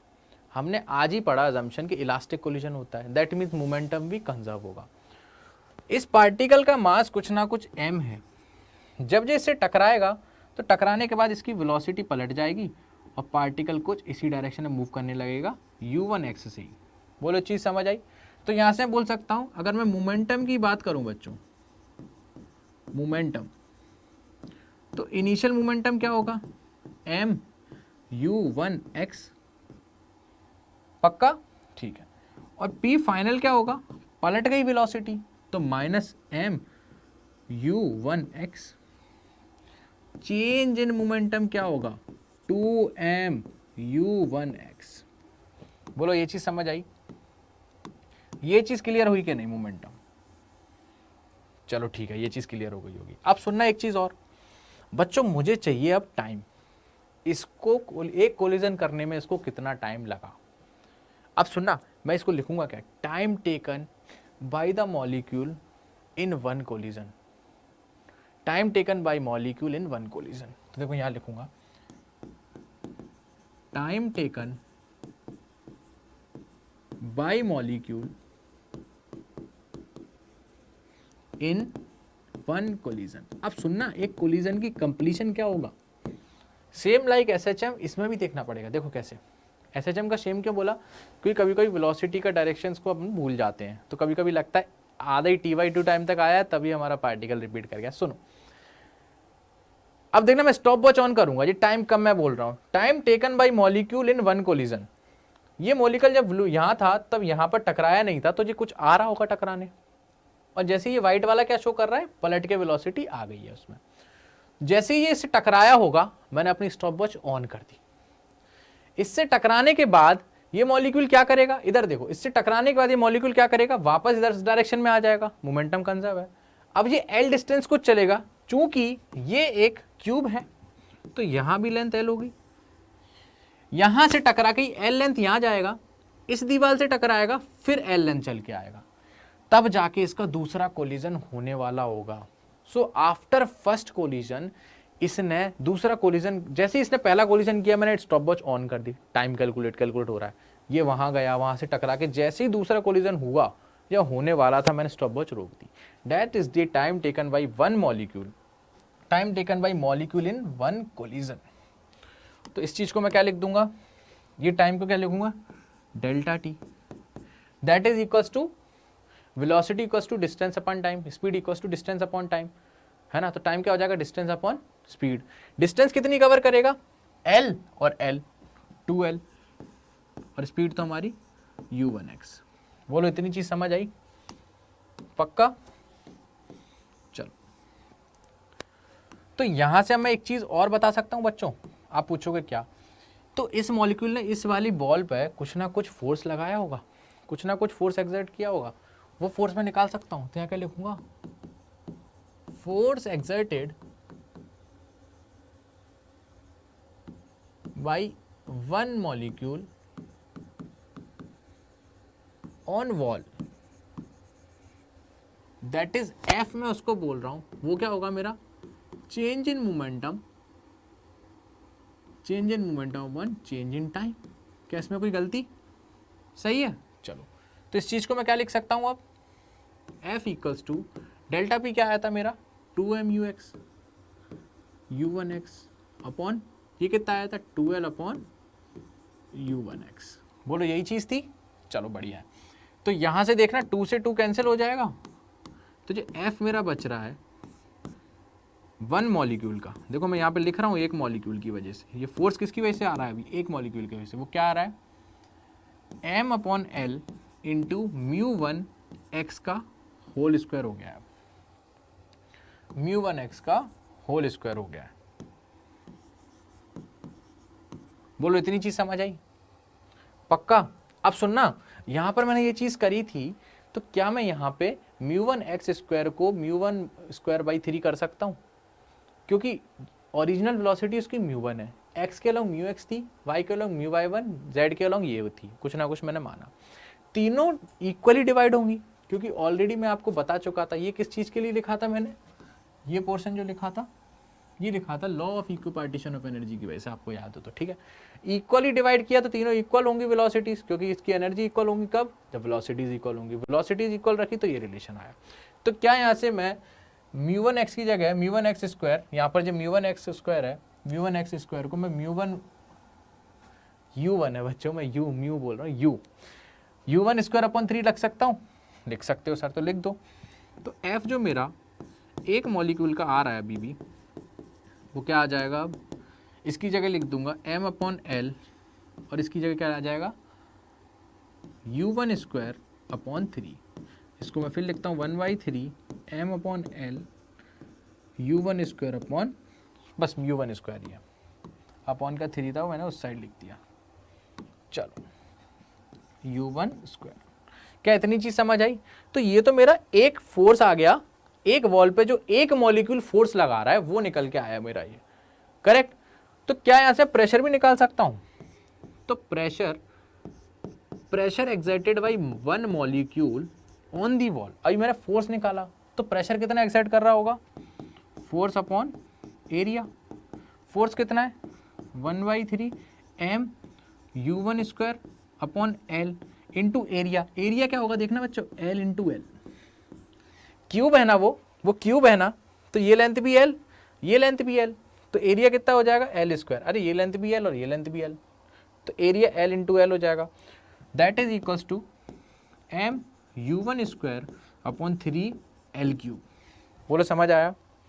तो यहां से जो मेरा P निकल के आ रहा है वो कितना आ जाएगा, मेरा P निकल के आ रहा है 1/3 m, अब सुनना L into L into L, ये L क्यूब हो जाएगा, और L क्यूब क्या हो जाएगा वॉल्यूम ऑफ क्यूब, तो इसको मैं V लिख देता हूं और यहां पर आ जाएगा u1 स्क्वायर। बोलो इतनी चीज समझ आई पक्का। ये प्रेशर किसका था, वन मॉलिक्यूल का, एक मॉलिक्यूल का प्रेशर था। अब सुनना बच्चों, एक मॉलिक्यूल का था तो प्रेशर भाई n मॉलिक्यूल्स क्या होगा, n मॉलिक्यूल्स के लिए क्या करोगे आप, ऐड करते चले जाओगे, m upon V u1 square plus 1/3 m upon V u2 square, ऐसे करते चले जाओगे और कहाँ तक जाओगे, that is 1/3 m upon V un square, correct. अब यहां से क्या करोगे, कॉमन ले लो 1/3, देखना मैं करके दिखा दूंगा आपको तुरंत। तो प्रेशर जो आएगा n मॉलिक्यूल्स की वजह से वो आएगा मेरा 1/3 m अपॉन वी, ये आ जाएगा u1 square plus u2 square plus dot plus un square. बोलो सही है। क्या मैं इसमें n का डिवाइड और n का इंटू कर दूं, एक कोई दिक्कत नहीं है। अब सुनिए यहाँ पर एक कॉन्सेप्ट बच्चों, VRMS होती है एक चीज़, VRMS का मतलब होता है root mean square velocity, root mean square velocity. अब रूट मीन स्क्वायर वेलोसिटी क्या होती है बच्चों, रूट मीन स्क्वायर वेलोसिटी, देखो कुछ नहीं होता, ये मैं बताता हूँ क्या होता है। मान लीजिए एक मॉलिक्यूल है जिसकी मुझे दी गई है वेलोसिटी कुछ इस डायरेक्शन में, मान लो v1, एक मॉलिक्यूल की इधर दी गई है v2, एक की दी गई है इधर v3, एक की दी गई है इधर v4। समझ रहे हो आप मेरे कहने का मतलब, है ना। तो इसकी जो एनर्जी होगी, मान लो ऐसे बहुत मॉलिक्यूल्स हैं और इसके पास एक और है जो कि उसकी होगी vn, nth मॉलिक्यूल की। तो रूट मीन स्क्वायर वेलोसिटी क्या होती है पता है, पहले तो इन वेलोसिटीज का स्क्वायर करो तो क्या हो जाएगा v1 square, v2 square, v3 square, फिर उसका मीन लो, तो स्क्वायर करके वेलोसिटी का मीन क्या आएगा v1 स्क्वायर। देखो उस साइड लिखते हैं हम, क्या आ जाएगा v1 square plus v2 square plus dot vn square whole upon जितना मॉलिक्यूल्स हैं उसका डिवाइड कर दो।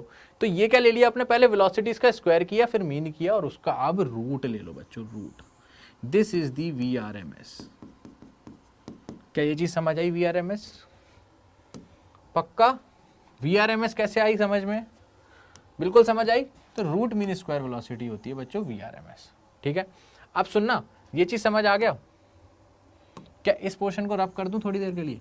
चलो, हम ये वाला डेरिवेशन इसी पेज पे यहीं एंड करेंगे। ठीक है, तो रूट मीन स्क्वायर वेलोसिटी समझ आ गई, RMS। ठीक है, क्या ये भी RMS दिख रहा है? लेकिन ये स्क्वायर ऑफ RMS दिख रहा है मेरे को, तो यहाँ पे जो P आएगा वो कितना आ जाएगा 1/3m, और जो n यही लिख दूं अपॉन V, और इसको क्या लिख दूंगा URMS लिखूंगा बच्चों, URMS, V नहीं U, और इसका square. This is my derivation, this is my derivation for kinetic gas equation, जो कि यही आ रहा है 1/3mn/v URMS का होल स्क्वायर। अब सुनना, ये प्रेशर क्या है? क्या है ये प्रेशर? n मॉलिक्यूल्स का, ध्यान रखना, n मॉलिक्यूल्स का। और ये क्या है, कहाँ गया? ये मॉलिक्यूल्स है, number of molecules n, number of molecules. v क्या है? Volume of that box. Mass है ये एक मास का, एक मॉलिक्यूल का मास है m, और URMS तो आपको बता ही दिया। तो यहाँ से काइनेटिक गैस इक्वेशन क्लियर हुई। तो यहाँ पर जो प्रेशर है n मॉलिक्यूल्स, अब मैंने क्या बोला था, सुनना, ये प्रेशर गैस का है किसका है मुझे बताइए? गैस का बोलूंगा या वॉल का बोलूंगा? बच्चों इसको मैं गैस का प्रेशर बोलूंगा, पूछो कैसे, मैं बताता हूं आपको। सुनो, मैंने आपको स्टार्टिंग में क्या बोला था, जो प्रेशर मॉलिक्यूल्स वॉल पे लगा रहे हैं वही प्रेशर गैस का होता है। This is the pressure exerted by n molecules on the wall, that is the pressure of the gas. समझ आ गया? तो इसको मैं यहां लिख दूं प्रेशर ऑफ गैस, नहीं तो बच्चे कहेंगे सर गलत बोल रहे हो। प्रेशर ऑफ गैस, बोलो समझ आया? पक्का? चलो आगे बढ़ो। अब सुनो, इसी में काइनेटिक एनर्जी की बात करते हैं। बच्चों काइनेटिक एनर्जी के लिए आपको पता है, अगर मैं एक मॉलिक्यूल की बात करूं पर वन मॉलिक्यूल, तो काइनेटिक एनर्जी क्या होगी मेरी? KE = ½ m/u1²। एक मॉलिक्यूल के लिए, तो एक मॉलिक्यूल के लिए U1², है ना? सही बात है। अब मुझे बताओ, अगर मैं n मॉलिक्यूल्स की बात करूं तो क्या होगी? तो काइनेट फॉर n मॉलिक्यूल्स वैसे ही निकालूंगा जैसे मैंने पहले निकाली थी। कैसे? काइनेटिक एनर्जी जो आएगी वो क्या हो जाएगी, ½ m/u1² प्लस ½ m/u2², और ऐसे डैश डैश डैश ½ m/un का होल स्क्वायर। बोलो यही है? पक्का, चलो सही है। तो काइनेटिक एनर्जी जो मेरी आएगी उसके लिए अब मैं क्या करूंगा, ½ m कॉमन लूंगा, फिर से वही scene, u1² plus u2² plus dash dash dash dash un का होल स्क्वायर। बोलो इतनी चीज समझ आई? पक्का? चलो अब क्या करूंगा, सबको पता है n का इंटू n का डिवाइड, जिससे ये RMS वैल्यू बन जाए।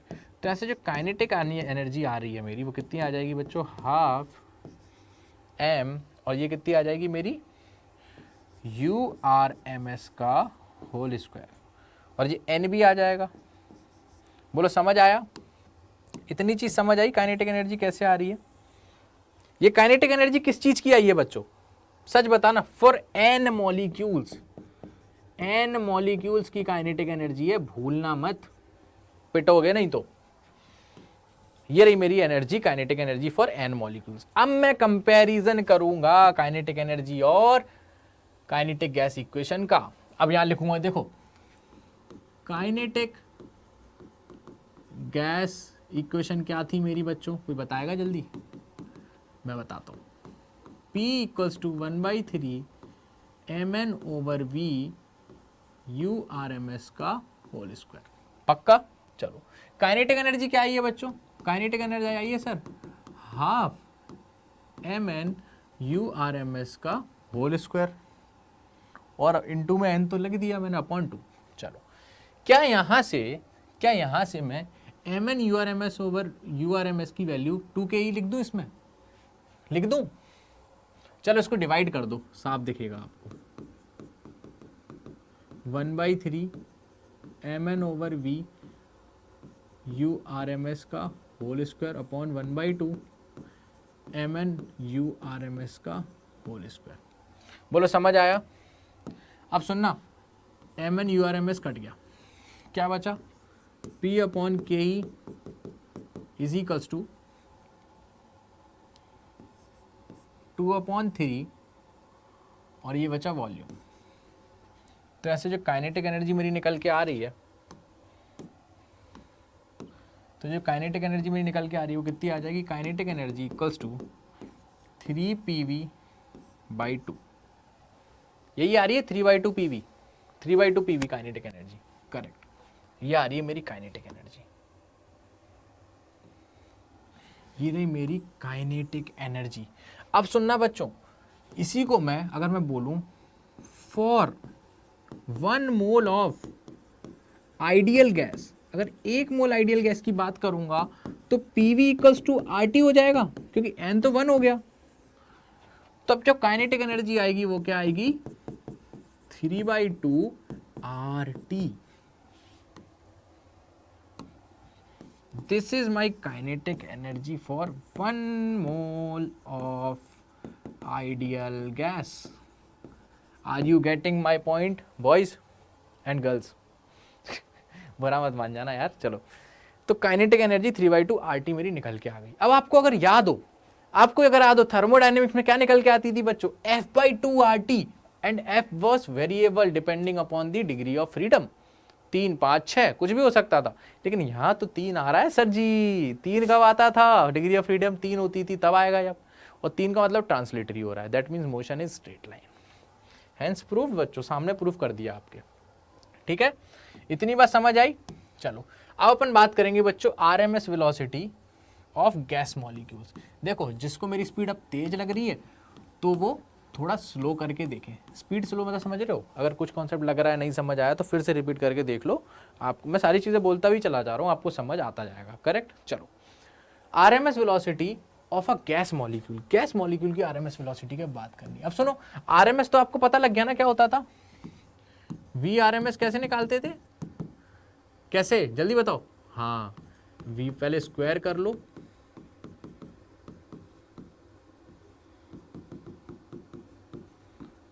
पहले स्क्वायर किया, फिर सबको ऐड किया, फिर उसका मीन ले लिया, फिर उसके बाद अंडर रूट। ठीक है, समझ आया? लेकिन हमारा इसका यूज नहीं है। हम क्या यूज करेंगे? जो हमारा निकल के आया है, क्या? Kinetic gas equation, that is, यहां लिखूंगा काइनेटिक गैस इक्वेशन। जब मैंने काइनेटिक गैस इक्वेशन निकाली है तो उसका यूज क्यों ना करूं? बोलो, कोई गलत बात नहीं है। चलो, क्या बोलती है? P equals to 1/3 mn/v URMS का स्क्वायर, यही बोलती है। हमसे क्या पूछ रहे? RMS velocity of gas molecule. क्या ये RMS वेलोसिटी है गैस मॉलिक्यूल की? बिल्कुल है। तो मेरे से URMS पूछ रहा है।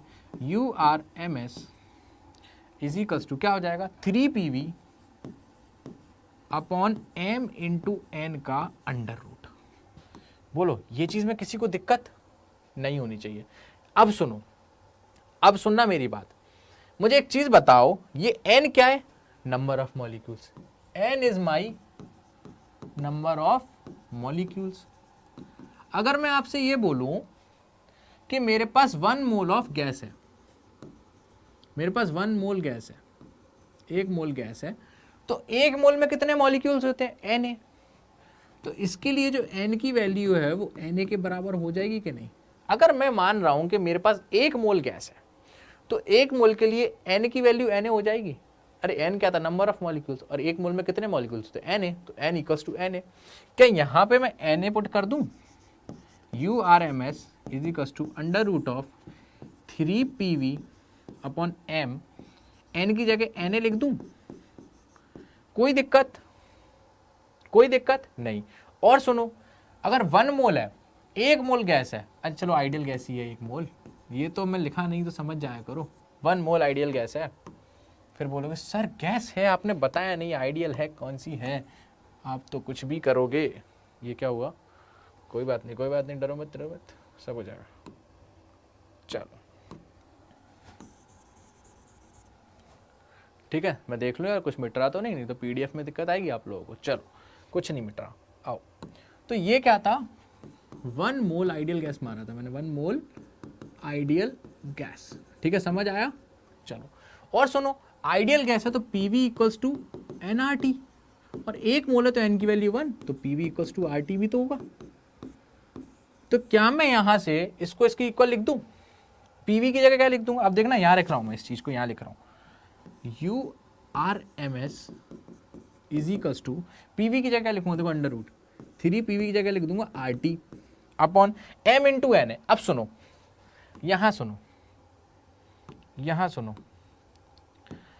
मुझे एक चीज बता दो बच्चों, मुझे एक चीज बता दो, अगर मेरे पास 5 कार हैं, ठीक है, 5 कार हैं और पांचों कारों का वजन सेम है, मास सेम है, सारी कार मेरी 50-50 किलो की है, तो मेरे से अगर बोला जाए तो बचाओ टोटल का मास कितना है, टोटल कार का, पांचों कार का मास टोटल कितना है? तो आप ऐसे करोगे 50 + 50 + 50, नहीं ना, आप क्या करोगे, एक का मास कितना है 50 और टोटल कितनी है 5, तो 50 × 5 करोगे, ठीक है। मोलर मास क्या होता है? मोलर मास को हम एम से डिनोट करते हैं, कैपिटल एम। ये होता है एक मोल गैस में कितना मास है। एक मोल जो है, एक मोल मतलब कितना हो गया, एक मोल मतलब हो गया एवोगैड्रो नंबर के बराबर मॉलिक्यूल्स है। इतने मॉलिक्यूल के अंदर टोटल मास कितना है, वो है एम। तो वो कैसे निकलेगा molar mass? Molar mass M will be equal to total molecule, एक मॉलिक्यूल का मास कितना है, स्मॉल एम, टोटल मॉलिक्यूल्स कितने हैं, Avogadro number, that is equals to molar mass. क्या ये चीज समझ आई? पक्का? m इंटू एन को मैं m रख दूं, this is my R M S, U R M S of gas, R M S of gas, R M S velocity of gas. बोलो ये चीज क्लियर हुई बच्चों? पक्का? आगे बढ़े, चलो। अब आता है हमारे मॉलिक्यूलर वेलोसिटीज। मॉलिक्यूल्स की डिफरेंट टाइप्स की वेलोसिटीज होती हैं, इसके लिए ज़्यादा डीप में जाने की जरूरत नहीं है, सीधे सीधे अपन देख लेंगे। देखो एवरेज वेलोसिटी की बात करें तो वी एवरेज अपन कैसे निकालते हैं बच्चों? ऐसी तो निकालते हैं, v1 + v2 + v3 + dash dash dash dash vn upon n। इसको जब कैलकुलेट किया गया तो वी एवरेज जो निकल के आता है मेरा, वो आता है √8/π RT/कैपिटल M। ये मेरा शो होके आता है। अच्छा एक चीज और बतानी थी, देखो पीछे वाले पेज पर आओ, ये तो मेरी 3RT/m RMS आ गई, ये आई है मोलर मास के टर्म्स में। क्या मैं स्मॉल एम्स के टर्म्स में भी लिख सकता हूं या केटी के टर्म्स में लिख सकता हूं? आपको ये तो पता ही है ना, R = R/Na is equals to K होता है, दैट इज बोल्ट्जमान कांस्टेंट। अगर मैं इसमें क्या बोल सकता हूं, उल्टा भी तो कर सकता हूं। देखो यहां पर RT हो गया, देखो वापस लिख देता हूं, यहां देखना URMS is equals to √3RT/m की जगह वापस वही लिख देता हूं, स्मॉल m इंटू Na। ठीक है, R/Na क्या हो जाएगा, K। तो क्या यहां से मैं URMS को ये लिख सकता हूं बच्चों, √3RT, R की जगह K आ जाएगा, क्योंकि R/Na मेरा क्या हो गया है 3kT/m।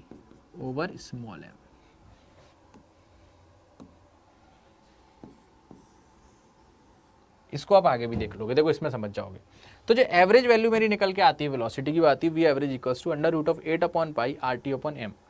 अब सुनना, m को मैं क्या लिख सकता हूँ, और देखो यहाँ कर देता हूँ √8/π RT/m, m की जगह small m into Na, correct. R/Na क्या होता है, K, तो इसकी एक वैल्यू और आ गई 8/π R/m हो गया KT/m। फील आया आपको? ये चीज़ कैसे आई, ये भी समझ आ गई? पक्का? तो अगर आपको स्मॉल m दिया है तो आप K की वैल्यू रख सकते हो, वेयर K क्या है, याद है कि भूल गए? हाँ अब थोड़ी याद रहेगा सर, थर्मो बेटा सब याद आएगा, अभी जब 12th चालू होगी सब याद आएगा, बोल्ट्जमान कांस्टेंट। और इसकी वैल्यू होती है 1.38 इंटू 10⁻⁻23 जूल पर केल्विन। ठीक है, चलो।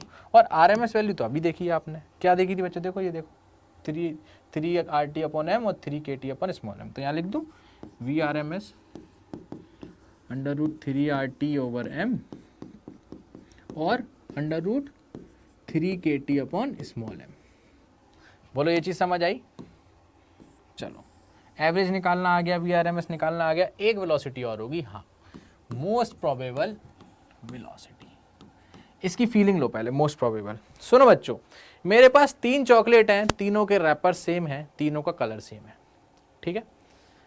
3 चॉकलेट्स हैं लेकिन तीनों डिफरेंट डिफरेंट ब्रांड्स की हैं, लेकिन उनका रैपर सेम है और कलर सेम है। अब सुनना मैंने क्या किया, उन तीनों ब्रांड्स की टॉफ़ी को लेके, मान लो एक कच्चा आम है और एक मेलोडी और एक लेयर्स है, ठीक है।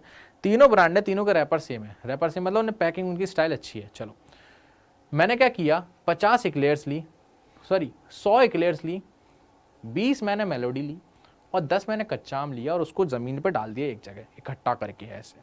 मैंने आपके माथे पे, आपकी आंखों पे पट्टी बांधी।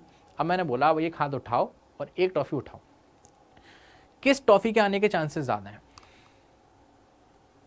अब इसी वजह से समझ आया मैंने रैपर क्यों बोला अलग, सब सेम है।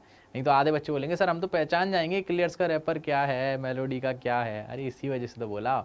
सुनो, तो किस टॉफ़ी की आने की प्रॉपर्टी ज़्यादा होगी या कितनी प्रोबेबिलिटी ज़्यादा होगी? मेरी समझ से किसकी होगी? एक्लेयर्स की होगी, क्योंकि एक्लेयर्स मैंने सबसे ज़्यादा डाली है, तो उसके चांसेस ज़्यादा हैं आने के एज़ कम्पेयर टू कच्चा आम एंड मेलोडी, है ना। वही होती है मोस्ट प्रोबेबल वेलोसिटी, ठीक है। ऐसी वेलोसिटी, या ऐसा मान लो कि एक बॉक्स है, उसके अंदर कोई गैस है और उस गैस के पास कुछ ना कुछ वेलोसिटीज़ हैं उसके गैस के मॉलिक्यूल्स के पास, ऐसा मान लो। तो मान लो अगर इस बॉक्स के अंदर 1000 मॉलिक्यूल्स हैं, उसमें से मान लो 500 मॉलिक्यूल्स के पास 10 मीटर पर सेकंड की स्पीड है और 250 के पास है 2 मीटर पर सेकंड, और उसके बाद फिर और बाकी 250 के पास है 3 मीटर पर सेकंड। तो कितने फ्रैक्शन ऑफ मॉलिक्यूल्स की स्पीड ज़्यादा है? 500, है ना। वो हो गई मेरी मोस्ट प्रोबेबल वेलोसिटी, मतलब जो सबसे ज़्यादा वेलोसिटी आएगी, सबसे ज़्यादा वेलोसिटी, मतलब जिस वेलोसिटी की पार्टिकल सबसे ज़्यादा हैं, जिस वेलोसिटी के पार्टिकल सबसे ज़्यादा हैं, मतलब यहाँ पर 500 पार्टिकल या 500 मॉलिक्यूल के पास सेम वेलोसिटी थी, वो वेलोसिटी होगी मोस्ट प्रोबेबल। करेक्ट। इसका फॉर्मूला क्या होता है वो देख लो, इसको लिखते हैं most probable speed, MPS, that is equals to under root of 2RT over capital M, और that is equals to VMPS is equals to under root 3, not 3 बच्चों, it's 2KT over small m। समझ आया? अब एक चीज़ और देखो, यहाँ पे जो रिलेशन होता है V एवरेज, किस किस का? VRMS अभी हमने देख लिया, VMPS मैंने देख लिया, और एक अभी और देखा एवरेज, ठीक है। तो यहाँ पे जो रिलेशन होता है वो क्या होता है, देखो, VRMS is greater then V average is greater then VMPS। RMS की वैल्यू क्या आ जाएगी? √3। एवरेज कितना आता है अपना? अंडर रूट 8/पाई, और दैट इज MPS कितना आ जाएगा? 2। 8/पाई की जो वैल्यू है रूट की, 8/पाई की वैल्यू बता रहा हूँ, that is something is greater then 2 and less than 3। तो समथिंग अंडर रूट इन 2 पॉइंट समथिंग, तो इन दोनों के बीच में ही आएगा, यही रिलेशन होता है इनका, ठीक है। याद रहेगा पक्का? चलो अब हमारा टॉपिक आ गया, सेकंड लास्ट टॉपिक है आज की क्लास का, मैक्सवेल स्पीड डिस्ट्रीब्यूशन एंड इसको क्या बोलते हैं, लॉ। सुनो बच्चों, ये होता क्या, पहले शॉर्ट में सुन लो। कुछ नहीं है, मैक्सवेल ने एक ग्राफ बनाया, किस चीज़ का ग्राफ बताया? वही मोस्ट प्रोबेबल स्पीड का जो मैंने आपको बताया। उसने ग्राफ क्या बनाया? उसने ऐसा ग्राफ बनाया कि उसने ये देखा टोटल मॉलिक्यूल्स, कितने मॉलिक्यूल्स हैं जिनके पास सेम वेलोसिटीज़ हैं।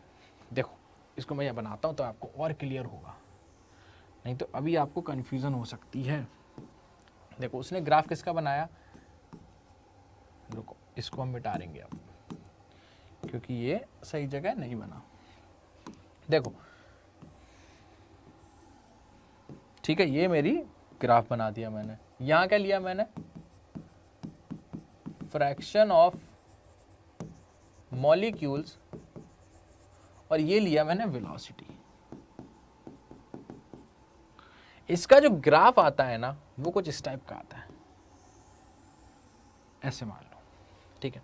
अब ये समझो ये क्या चीज़ है, इसने ये क्या बनाया ये समझो। वो ये बोलता है, अगर मैं किसी पॉइंट पे बोलूँ, मान लो इस जगह की अगर मैं बात करूँ, तो उसका कहना है कि ये जो वेलोसिटी है ना, मान लो कुछ वेलोसिटी v1 है, तो इस वेलोसिटी पे जो वाई एक्सिस शो कर रहा है फ्रैक्शन ऑफ मॉलिक्यूल्स है। मान लो यहाँ पे इसकी वैल्यू 100 है, तो इसका कहने का मतलब है कि 100 मॉलिक्यूल्स ऐसे हैं जिनकी वेलोसिटी v1 है। यहाँ की बात करोगे अगर आप इस पॉइंट की, तो ये क्या बोलेगा कि यहाँ की वेलोसिटी कुछ v2 है and v2 is less than v1, कम है, और यहाँ के जो मॉलिक्यूल्स है वो कितने हैं मेरे पास 30। तो 30 मॉलिक्यूल्स ऐसे हैं जिसकी स्पीड v2 है। तो मैक्सवेल स्पीड डिस्ट्रीब्यूशन लॉ जो है वो हमें कुछ नहीं, यही बताता है कि फ्रैक्शन ऑफ मॉलिक्यूल्स कितने हैं किस किस वेलोसिटी पे। सिंपल एज क्लियर, समझ आया? पक्का? चलो आगे बढ़ते हैं। आज का लास्ट टॉपिक आ गया अपना, और लास्ट टॉपिक में हमसे पूछा जा रहा है मीन फ्री पाथ।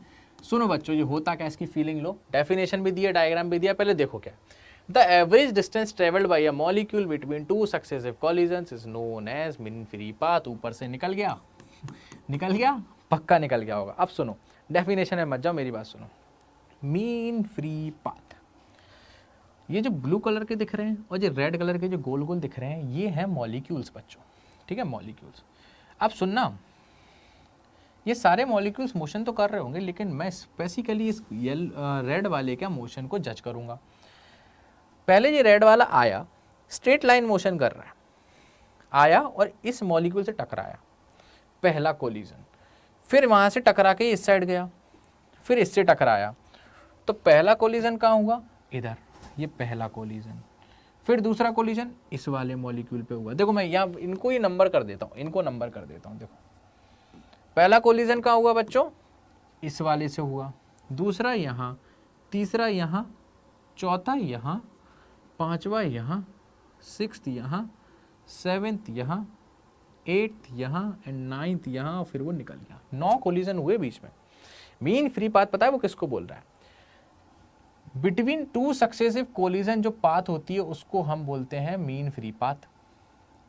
पहला कोलिजन पहले इस पे हो रहा है, इस कोलिजन के बाद दूसरा कोलिजन कहाँ हो रहा है, यहाँ। तो यहाँ से यहाँ चली गई डिस्टेंस को मान लो उसने बोला λ1,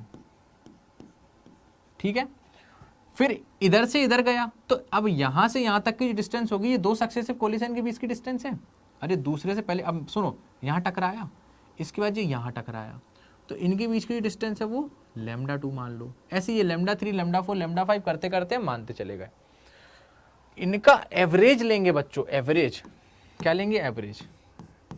लैम्डा मीन क्या होगा, λ1 plus λ2 plus λ3 plus dash dash dash dash plus λn whole upon small N लिखेंगे क्योंकि मीन ले रहे हैं, करेक्ट, क्योंकि जितने वो हैं उसकी हम बात कर रहे हैं, अपॉन एन। ये होता है मेरा मीन फ्री पाथ। अब आप मेरी बात समझिए, मैंने एवरेज क्यों लिया? डायरेक्ट ऐड कर सकता था या डायरेक्ट एक की लिख सकता था, लेकिन नहीं बच्चों, जो कोलिजन्स हो रहे हैं वो हमें नहीं पता है कि वो कितनी दूर हो रहे हैं, है ना, कितनी देर बाद हो रहे हैं, किस एंगल से हो रहे हैं। मान लो ये λ1 का डिस्टेंस ज़्यादा होगा, λ2 कम होगा, इसका ज़्यादा होगा, इसका ज़्यादा, इसका कम, कुछ ना कुछ डिफरेंसेस हैं। इसलिए हम क्या करते हैं, 2 सक्सेसिव कोलिजन्स के बीच की डिस्टेंस को लेते चले जाते हैं, लेते लेते लेते जब सारी 2 कोलिजन्स के बीच की डिस्टेंस आ जाती है, जैसे ये λ3 होगा,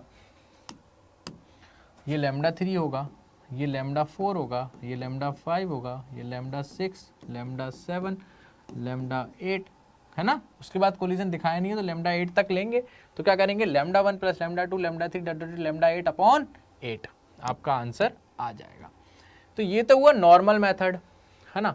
इसका एक फॉर्मूला और है, और उसको कैसे निकालते हैं वो देखो, लैम्डा अपॉन 1 अपॉन √2 पाई n d²। अब सुनना, ये क्या है, ये भी मीन फ्री पाथ निकालने का तरीका है किसी भी मॉलिक्यूल का। कैसे निकाला जाता है सुनते जाओ। यहाँ पर n क्या है, नंबर ऑफ मॉलिक्यूल्स